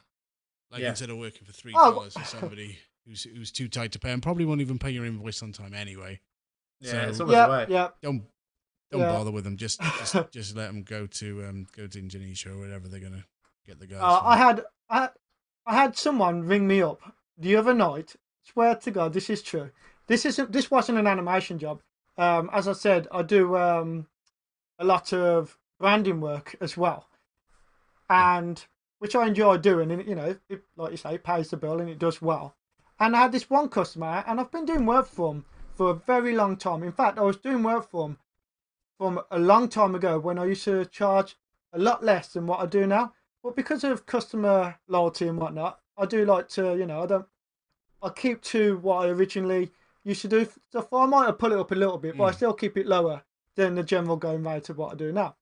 And they asked me to basically redo a logo, or a substantial part of the logo. They wanted me to redo all the text base of it. And I said, I thought I'd just do it for 30 quid. That's kind of like an hour's rate. It might take a bit longer, and by the time you do the text in one software, bring it into the other software, then I render it out into all the different formats and whatnot. It takes up time. And I was doing it on a Sunday night because I didn't have time in the week to do it, but I wanted them to get the work. Anyway, they rung me up at something like 11:30 at night. And they're from the UK, so there's no excuse of time difference or anything like that. They knew what time it was. So they rung me up at 11 o'clock and started moaning at me on the phone, saying, it was just, you only changed the word. I love that word, just. It was just a thing. It only must have took you 2 seconds to do. And I said, look, I'll tell you what, don't worry about it, because at the end of the day, I only did it for a nominal amount, and it was a favour to them. I said, don't worry about it, don't pay it. I was really polite, because the main thing is for everyone to remember is reputation is key. There are a lot of people sometimes that might not understand the process, and you can get offended when people say, underappreciate the amount of work that goes into something. So I always try to be courteous. But this particular customer, it wasn't just the fact that they underappreciated the amount of work that went into what I was doing. They rung me at 11:30 at night, and all my kids are in bed and my wife is upstairs. And when you're ringing someone's house, you've got the potential to wake them up. So I said, nope, that's it. Thank you very much. Don't pay it. Don't worry about it. But don't get in touch with me again either. And they were still talking when I put the phone down to them. and they shot themselves in the foot because I've got a bunch of templates on system for updating a lot of the posters, and I do that for next to nothing. Again, as a as a customer loyalty favour to them, and I just thought, you know what, I try to be nice to everyone, but sometimes you can be too nice to a fault. Yeah, no, absolutely. And then people kind of take advantage. That's another good thing is don't give your templates out. If you do work for somebody who is not paying you much on a commission base, don't give templates. Only give final versions because they'll take your templates because they'll and give it take to it and cheaper. Yeah, on Fiverr they'll take all your hard work and then they'll give it to someone else who just have to tweak things, back and forth and whatnot, and so that is important. That is big note. What, 1.5 or something now? Don't give away your templates. That's really important. In fact, actually, that is a question I had written down in my list of things. As a veteran animator now, because as you say, you've been animating for 10 years, if not longer. No, so not. You've been animating for a long time now, and just a professional. If you could go back in time, and I know it's a cliche question, but I think it's a valid one. If you could go back in time to when you first started out and give yourself some advice, what would it be? Probably don't worry about it being perfect. Just get it out. Because the amount of times where you just spend your time, this is quite a common thing with animations, but it is for me. The longer I am on an animation project, the less likely it is to come out. Yeah. If I can get something done in a couple of weeks and bash it out and then it's done and it looks good and I'm happy with how it looks, then great. If it creeps on from about a month and a half, I start to get fed up with it and start picking bits apart. That's a killer. It goes to 2 months, I'm thinking, I hate this. If it goes to 3 months, I really cannot stand the job anymore, and I just want it to end. And then it's more likely that I will then just dump what I've done and just do something new. It's a really really bad habit. Like I said, it's about 4 episodes of Ark which I've dumped, 3 or 4. I think what a lot of creative people suffer with is new shiny syndrome, where you work on something and you've got like all that burning passion, energy for it. But if it goes on for too long, your attention starts going to new ideas, new projects, and you want to get on with them. And it drains all that energy out of the project you're working on. And then it just becomes like pushing custard up a hill. You just don't want to do it. Yeah.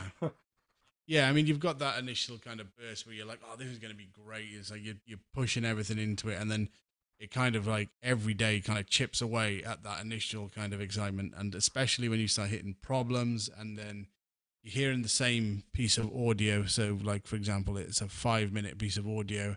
You hear it every day about 8 times a day for about a month. That's always a killer. Yeah. Mind you, again, if you're using character animator, or even if you're using something like, I know I'm not familiar with Mojo, or Moho. I think with After Effects and that now, you can get plugins for automatic lip syncs. And I know they're not always perfect. You still have to tweak them, and then that's when you've got to go listen for everything bit by bit. You've always going to have that audio problem.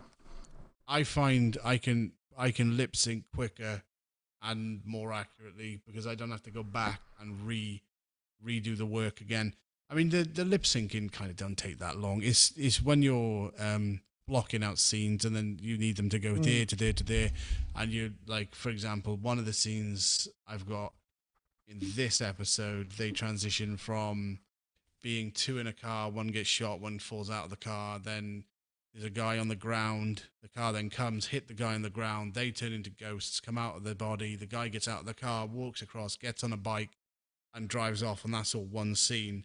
So that's taken a while to get animate. I am sick to that's death another of that thing. Scene. And that's the other thing that we get from customers all the time. Another big question I think all animators get is, how much do you charge per minute or per 30 seconds. And it's like, well, bloody hell, how long is a ball of string? Because like you just said then, that little quick sequence has a whole lot of stuff going on. So if you're animating that, it's going to take you a long time. Whereas if you're animating one person scratching their bum for 30 seconds, it's not going to take any time at all. So it's not a case of how long is the animation, it's what's going into it. Yeah, I always ask people that. It's like when they say, "Oh, how much is it for this one?" I need to know how many characters you want in the scene, what the characters are doing, and then I can give you a kind of an accurate price if you must have a price of that way. Because I think that's a good thing. You got to break it down to them. Say, okay, what scenery, how many characters, does it need audio, does it need lip syncing? The more broke down you can give the client, the better idea you can then give them. It's going to take how long it's going to take to do. Yeah, no, absolutely. And that's another tip for people. Is budgets, because I've had this conversation with quite a few people where sometimes you'll have a job come along and they'll give you some fantastic amount or sounds fantastic, especially if you're not used to working on big jobs, and they'll say, I don't know, £10,000, £20,000, even £2,000. It sounds like a lot of money, and it's because it sounds like a lot of money, you're so eager to get it.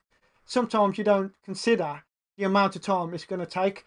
And that time, if something takes a lot longer than you think, then that amount of money isn't as much as you think. It starts, the longer it takes, the amount you're making per day is actually getting less and less and less and less. So what you really need to do is figure out how much you want to be making per a day minimum, and then kind of have a guess of how long it's going to take you. Then probably add on like another 30%. And then say how much, then quote that amount. Yeah, no, that's it. You've got to have a minimum kind of hourly rate which you're happy to work with, and then you kind of otherwise you do end up under minimum wage, which is no good, really. No. Right, well, we're knocking on to 2 hours now, so I don't want to keep you much longer. I'm just going to ask you one last question. And obviously, you told us about your first project, and you've told us about your current project.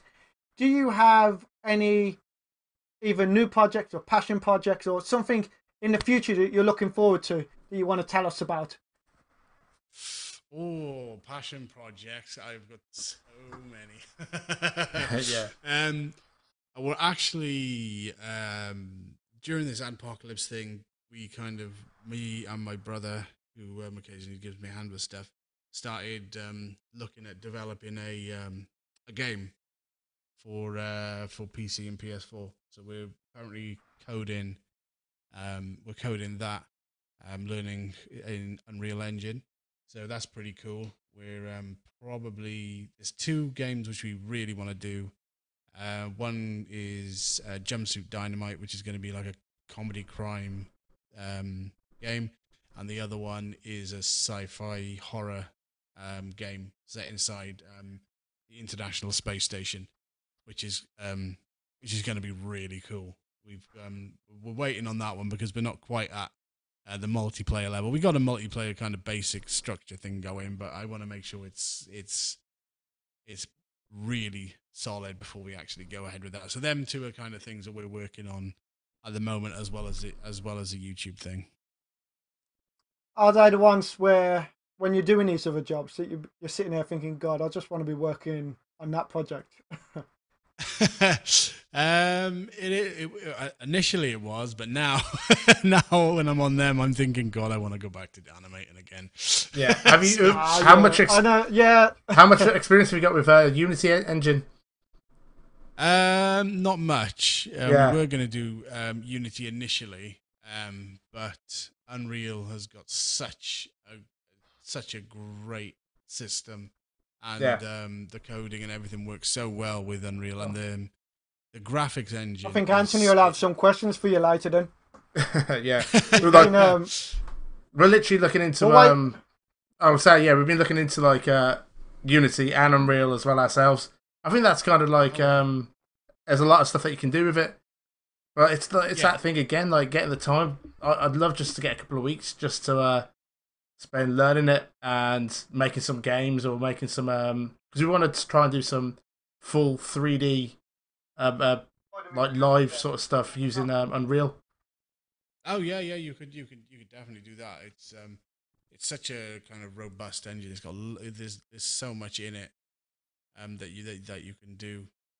I know it was either Unreal or I think it was Unreal that they started releasing short films. Brian will know. Brian in the chat. Brian, did they release a short film on Unreal? Did they do a full? Didn't they do a full live? Like a short animated film, actually from the engine. Yeah, I've seen that. Yeah, and it's really impressive. Yeah, like I said, the stuff in there is just crazy. That's why I went for Unreal, because the first kind of game I wanted to do was the space game. Yeah, which I wanted to have like really good, realistic looking graphics. So I thought Unreal is the one to go for that. But then we kind of, once we scratched the surface and started getting into it, and we got a working prototype going, only blocked out. It wasn't like super advanced. We were like, oh, okay, we've probably bitten off a bit more than we can chew on this. So we'll dial it back. We'll do a game first. Boy and His Kite. There we go. Boy and His Kite. Was that done with Faceware? Brian will know that. He's the man. He's the Unreal man. Yeah. Might have some questions for Brian then. I have to give him Yeah, he's very much like me. He started doing Unreal stuff. He did it way before me, like a couple beginning of the year, I think he started. So yeah, we've learned all this stuff is through the blueprints and stuff. Is you can use the blueprints to do your coding, so you don't even need to know script if you don't want to. The more advanced stuff obviously needs scripting, but and they have an asset store as well, which you can actually buy stuff from. So you can buy UI system. Yes, it was Faceware. There we go. I told you Brian had now. Yeah, we've just downloaded Faceware. Actually, I've had to play with it a little bit in the past, but we're literally looking at bringing Faceware into Unreal and setting up a kind of full 3D live talking head type thing. That'd be cool. That'd be very cool. Yeah, I'd like to see that. Well, it's like it's Faceware. They've got there's a new game, isn't there? Like a Star Trek type game or something like that, where they've got actual talking faces, so people can actually have expressions and talk while playing multiplayer games, which would be pretty cool. Yeah. If it's space, it's probably Star Citizen, and the likelihood is it will never appear.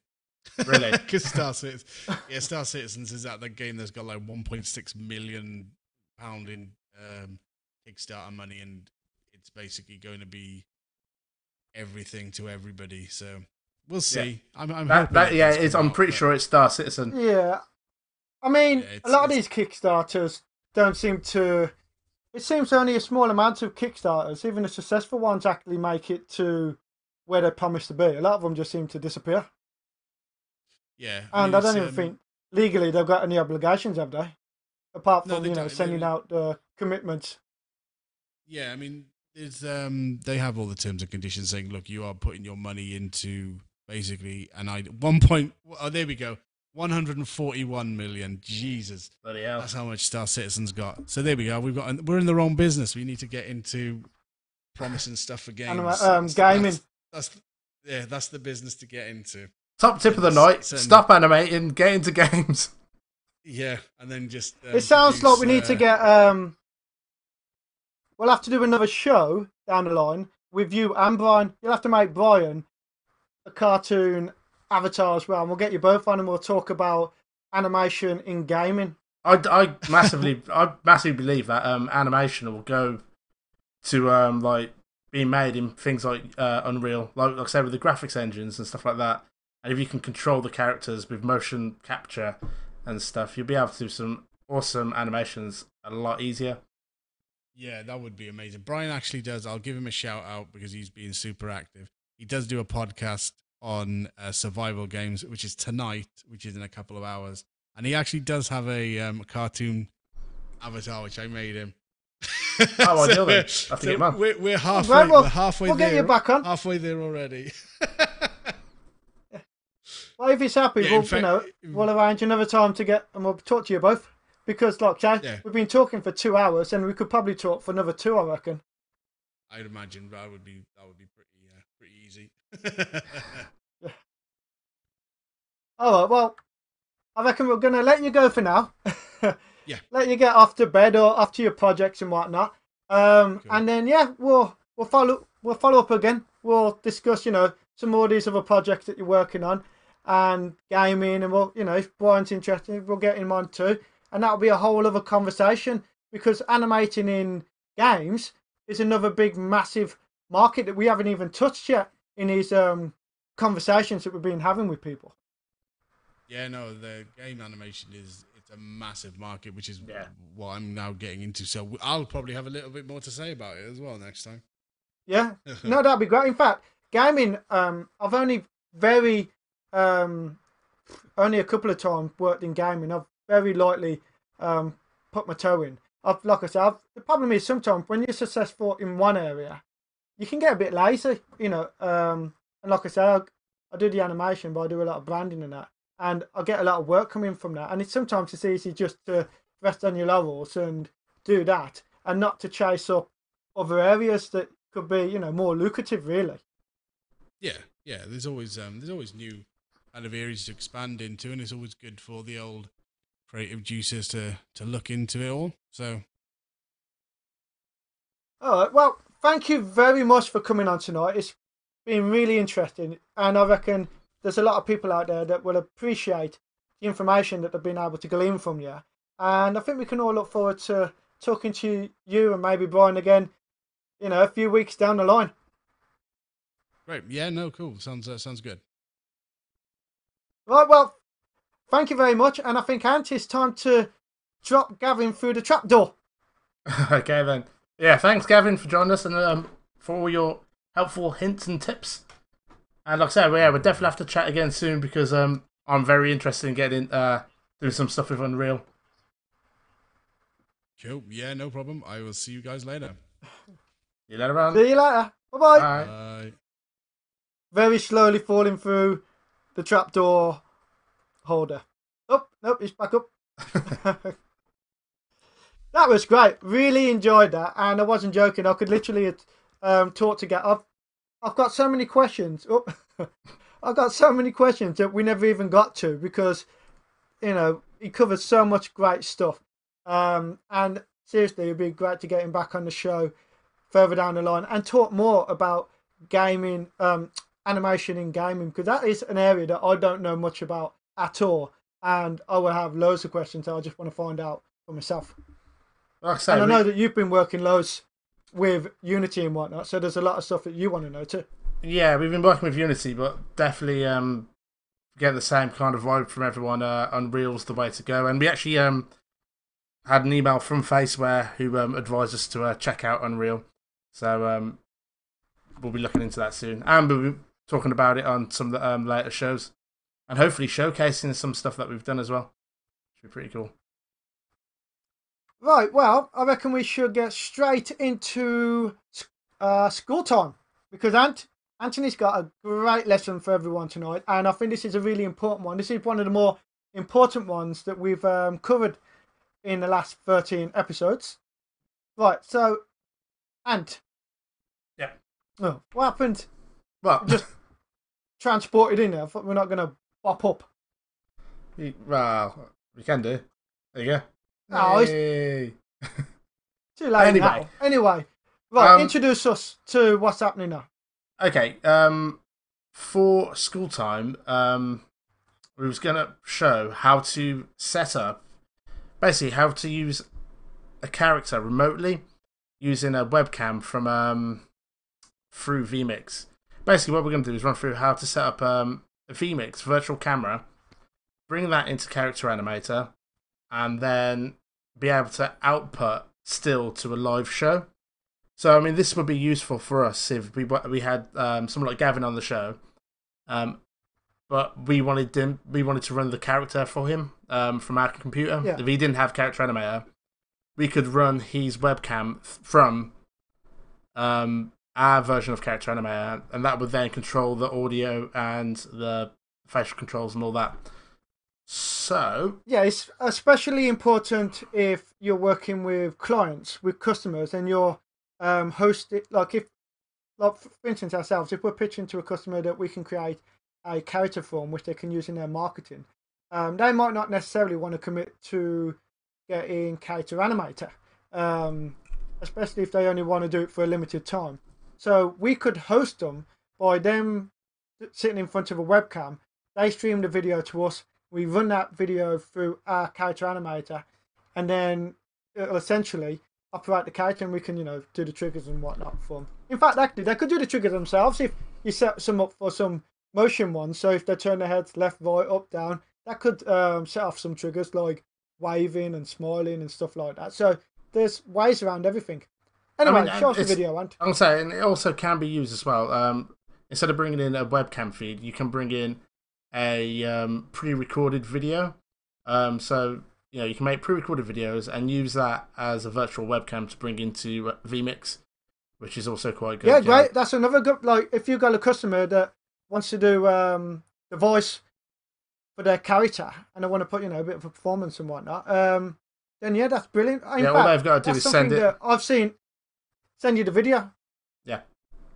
And okay, because that's a question that has been asked a lot. I've seen that question loads of times. So here's the solution. Anthony, roll tape. This is the solution for vMix, but it can also be done with things like OBS and Wirecast as well. It's all the same principle. As long as you're using a virtual webcam, that can be picked up by Character Animator. Alright. How to set up. Okay, let's...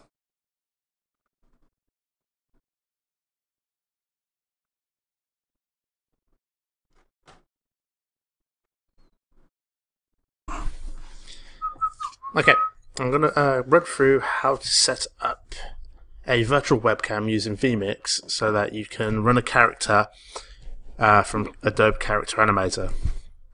First thing we're going to need to do is bring in video stream. So, open up the webcam, turn off the audio. So this is the camera that we're going to be using to control the character. So this could be brought in using a video call, so someone remotely could stream the video and this feed could be used to run your character.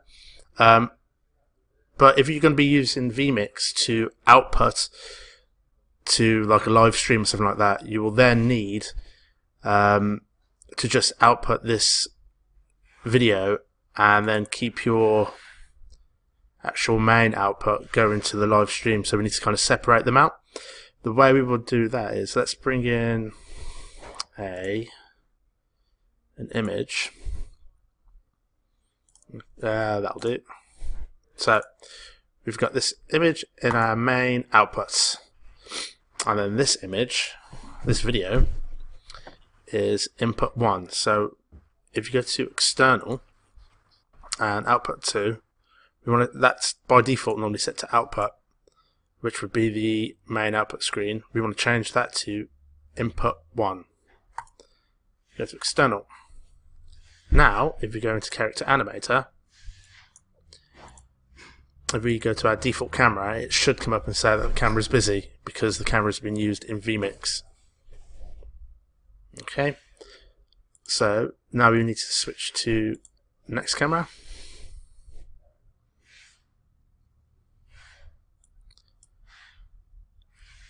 Let's have a go on that one. Switch to the next camera.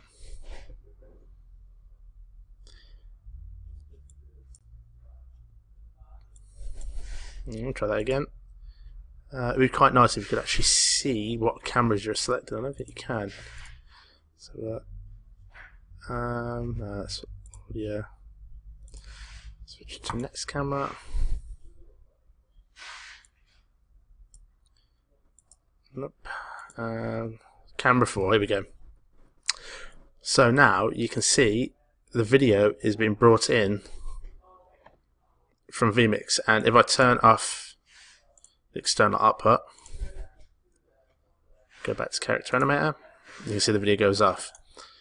So now that's back on, that means we are now getting the video from here, but we can still export a live stream or record a video using the main output. So, you know, we can then bring in NDI.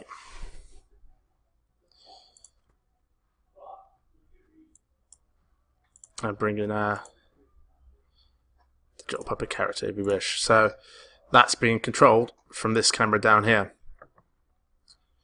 So this way it can be used if we want to bring in if someone remotely would like to be a guest as a character, we can bring them in using vMix Cool and then just export that feed. I mean, if you actually, a clear way to show this is if I go to Skype is a bit better for showing the different video feeds. As you can see now, that's a video feed that's been broadcast from vMix. Then external feed 2 is the video. So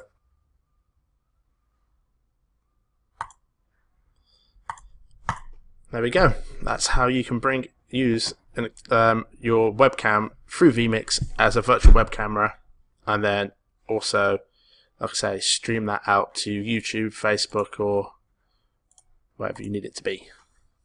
Okay, hope that helps.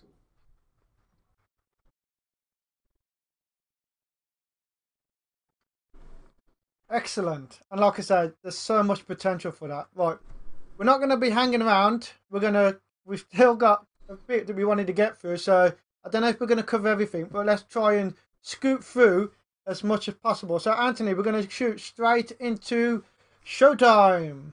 Okay, so I haven't got any music on this, but that's showtime.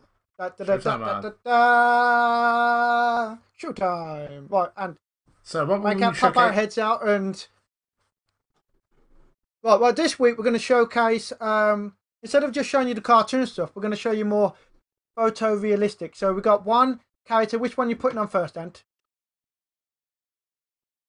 This was a dog that we made for a customer, and basically what we did here, we took a photograph and we cut that photograph up. It wasn't as simple as just cutting him up, actually. You had to, when you cut out parts, you had to digitally paint in all the other layers beneath and whatnot. So this is just an example of taking a photograph and turning it into a digital puppet.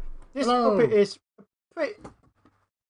pretty simple, basic one. It's only got single frame mouse shapes, but it's still very effective and works really well. So say a few things, then pop him out. And hello, yeah, I know. Like I say, it does work. It does the job. It's got a different style than what we normally do with the cartoon things, but it works really well. I mean, and the next puppet that we're going to show is again something that's a bit more photorealistic than the usual cartoon stuff that we do. This is one that we've done for someone. And yeah, this is using a more photorealistic 3D model. Got a few different expressions. And oops, sad. Shots. Eyes. Eyebrows. So yeah. It's a nice way of creating a 3D character and still obviously being through Character Animator. It's still a 2D plane, but you know, it's a good I mean, with this way, I mean, workaround. You can build onto this a lot more. You can have the character moving its head left and right, and you know, it keeps all the shadows, so it works quite well with 3D. And then the last one that we was going to show was okay. This one isn't photorealistic. No, this is more. Marty. We just wanted to show this as we've actually made a. I don't know if everyone's seen it yet, but we made a tutorial. Well, actually, just a video of me making the character from start to finish. So, creating it in Adobe Illustrator, then exporting it into Photoshop, and then breaking it down and rigging it all in Character Animator, which is a really good way just to show our process and how it works and how easy it really is. Yeah, I'm not a big fan of the draggable arms. Whenever I make a character, I like to create pre-made animated arms so that you make Yeah. them, you know, wave and everything. So it's a fluid animation. I think the arm things can be nice sometimes, just for general pointing or, you know, waving, you know, if they've got a sword or a gun. But generally, I like to keep all the arms pre-animated. Otherwise, because sometimes you can get this whole, you know, stretching thing, and Yeah. it's not something I'm a big fan of. Can you do a Morty impression? Nope. Can you? You did one earlier. It was terrible. No, I can't, was it? It wasn't. It was alright. No, it wasn't. Can't do more impression, which is oh, why we Wiz. paid someone. It's why we paid someone to do an Fiverr. impression for us. But yeah, if you check out our YouTube page, you'll see the full tutorial on that and how it works. Right, well, as I said, we haven't got much time, so we're going to scoot straight into showcase time. Oh, it's all going wrong. Anthony's getting tired. Yeah, it's all going wrong. There's quite a lot of different buttons and things going on here. So, yeah, what are you on about showcase time? Two news, you Yeah, mean? it's showcase, you know. Oh, sorry, cartoon. I'm getting tired. Cartoon news, yeah. Cartoon news. Okay, cartoon news. And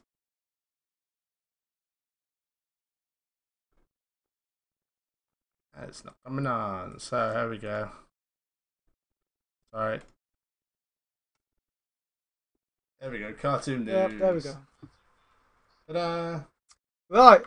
Okay, there's a couple of things that we won't go over everything. I'm just going to quickly go through them as quick as possible. First of all, I wanted to mention, I'm sure most people know about this, but just in case you don't, on November the 14th, the 15th, and the 16th of November, like I said, I remember, it is Manchester Animation Festival, which you can find at www.manchesteranimationfestival.co.uk, and that is a massive event. They have got all the big studios are going to be there. Everybody, they're going to have loads of talks on. They're going to be showcasing a lot of films. They've got, just go to the website, check it all out. Loads of information. I wish that we could make it, but we literally live the complete opposite side of the country. And unfortunately, I only actually heard about it myself about a week or so ago. And I do have other plans around that time. So unfortunately, I'm going to miss out. But next year, I really hope to make it up there, because I think we'd it like to looks get down like a and fantastic. maybe showcase some stuff ourselves.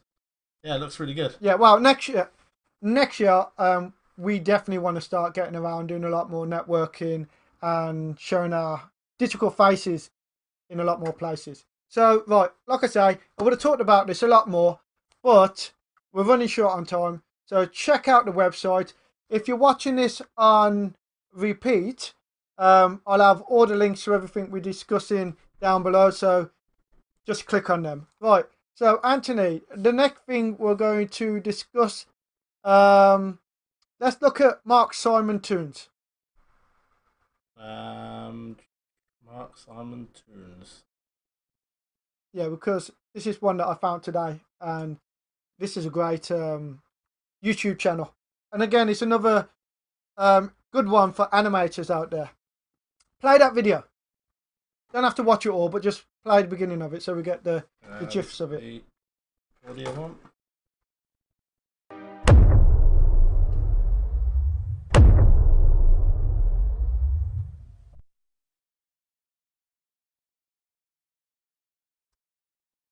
So what is this blog all about, The Making of a Dream? Well, in 1999, I optioned the rights to an unreleased comic book called Dream Factory. And I've been on a quest ever since to get it produced either as a movie or as a TV series. And in this blog, I'm going to share with you the entire history. I'm going to share the near hits, all the big misses, and all the actual production notes as I finally move into production. So we're going to go ahead and use the hashtag, This Is My Dream. Right, and I literally watched all of his videos today. Presently, he's got 25 videos, and each of those, it's been, this actual project for him started back in 1999. And this person, this fellow up here, is a very successful storyboard animatic artist. He has a big company. He's worked with all the big studios, Nickelodeon, Disney, Steven Spielberg. He knows exactly what he's doing. And since 1999, he optioned a comic book. Well, it wasn't even a comic book when he started. I'm not going to say too much about it because I don't want to give away everything that happened. But generally, 25 videos, and it covers all the highs and lows of trying to get an original project off the ground. And it's been 18 years in the making. I found it fascinating, and it's got loads of really useful information for people when they're coming up with an original concept and pitching it and everything like that. So if you look up Mark Simon's Toons on YouTube, you'll find all these videos. Again, I'll put all the links below. Check it out if you're interested in behind the scenes to do with animation. And like I said, this bloke is a professional. This is top grade info that he is giving. Right, I think, Anthony, the very last thing we can look at before we wrap it up is the trailer for Loving Vincent. Okay. I don't know if you've seen this before. I haven't seen this, no. So I'm going to play it now.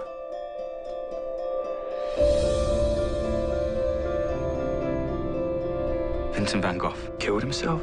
How does a man go from calm to suicidal in 6 weeks?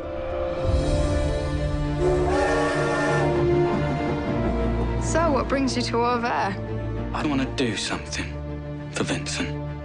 You're not going to stir things up again, are you? You've had quite enough weeping over that nutcase. His neighbors and the police and the whole town against an ill man. Vincent, what have you done? We all knew something was very wrong. Vincent! If only I could have been one of them. Great artists are not peaceful souls. That is the price of your path. Is it worth it? Did he change his mind? Did he want to live after all? You want to know so much about his death. But what do you know of his life? I would like to show by my work what this nobody has in his heart. You're loving Vincent. I'm actually really looking forward to seeing that one. Yeah, Joe, I don't know if you know. Because that's pretty cool. I've been hearing about this project for quite a long time now because it was actually a Kickstarter. Just to clarify, it wasn't all funded by Kickstarter. I think the Polish Film Institute funded most of it. What the Kickstarter was for was actually to train the painters and train them to be animated, because in this film there is 65,000 frames, and each of them frames was a massive, and I'm not talking like a little, this wasn't done in the software. They haven't filmed this against a green screen. Well, they did, but they haven't filmed this and then just rendered it to look like a painting in software. They literally rotoscoped the whole thing. So they filmed the actors, and then they got 150 artists, 150 painters who weren't even animators, and with the money they got from Kickstarter, they trained them how to animate. And what they did was, for each scene, they started off with one picture, they painted it, and then they painted over it. So, like I said, the 65,000 frames, in the end, they ended up with, I think, 850 paintings. Because, like I say, every scene, they painted the first frame, then they painted over it again and painted the second frame, then they painted over it again and painted the next frame. The whole film is literally real paintings. That is pretty cool. Joe, I am looking forward to seeing that. I like anything that's done, something a bit different. And also, the good thing about it is that it's actually got really good ratings on across all the critics and on things like Rotten Tomato. Because sometimes you get a film that looks fantastic, and all the energy goes into creating a visual masterpiece. And there's loads of films out there, just normal films, where the special effects are fantastic, but the storyline is pants. But apparently, the storyline for this is intriguing, because Vincent van Gogh's death is a bit of a mystery, because he died from a gunshot to the chest. He didn't die initially from the chest wound. He staggered into a bar in town, and then he died a couple of days later from the infection. And they don't know, it's speculated that because he had such a volatile relationship with a lot of his friends, it's speculated that potentially someone else shot him during an argument, during one of their like drunken mishaps. And there's an argument that goes that someone else shot him, and he basically said he shot himself to protect whoever it was that did it. So it wasn't an out-and-out murder. Well, it would have been murder, but that's it. Tell so everyone, that's the tell mystery. everyone the whole storyline. Well, no, it's not. No, that's not the story. That's the synthesis, the synopsis, or whatever the word is. Synopsis. You know, basically, it's an synopsis. Yeah, think Vincent van Gogh died, and in real life, no one really knows if he killed himself or not. And this is what that film is about. They go over, they try to crack the mystery, and obviously it happened over 100 odd years ago, so you're never really going to know. But they're going to make they're going to come up with a case for or against, and apparently it's really good. So I'm looking forward to seeing that. And that's it for this week, I think. We've been running now for what, 2-3 hours? I don't know. It's been a long one, but yeah, 2 hours and 15 minutes. 2 hours and 15 minutes. I think that's plenty for everyone. I don't know if anyone's either going to get to this part of the show, but we stick to it and we do it for the one or two that do make it to the end. The interview was great with Gavin. That's the most important part. Really appreciate Gavin coming in, and we look forward to talking to him again. We've got more live interviews set arranged going into November. And if anyone who watches this show is an animator and you've got your own projects and you'd like to come on and talk to us about your projects or your experience as an animator or whatever your position is within the animation industry, drop us a message below, email us at info@digitalpuppets.co.uk or send us a message on LinkedIn. Lots of ways to get in touch with us, and we'll be happy to work out a day to have you on and talk to you. Anything you want to add before we sign off, Ant? Yep, there's a comment from Rob. Hi, Rob. He says that you're wrong. It was suicide and it was proven. Well, there you go. Blame Wikipedia. That's all I can say. Hey, I don't need to see the film now. That's it. Yeah, that's it, yeah. It was suicide. You don't need to watch it. There's no mystery. He killed himself. Spoiler alert. And on that bombshell, good night.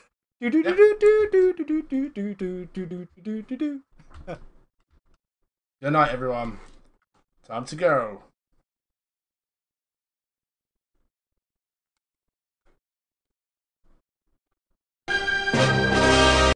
No, can never get the closing curtains down right. It never works. Alright, let's try it one more time. Say bye.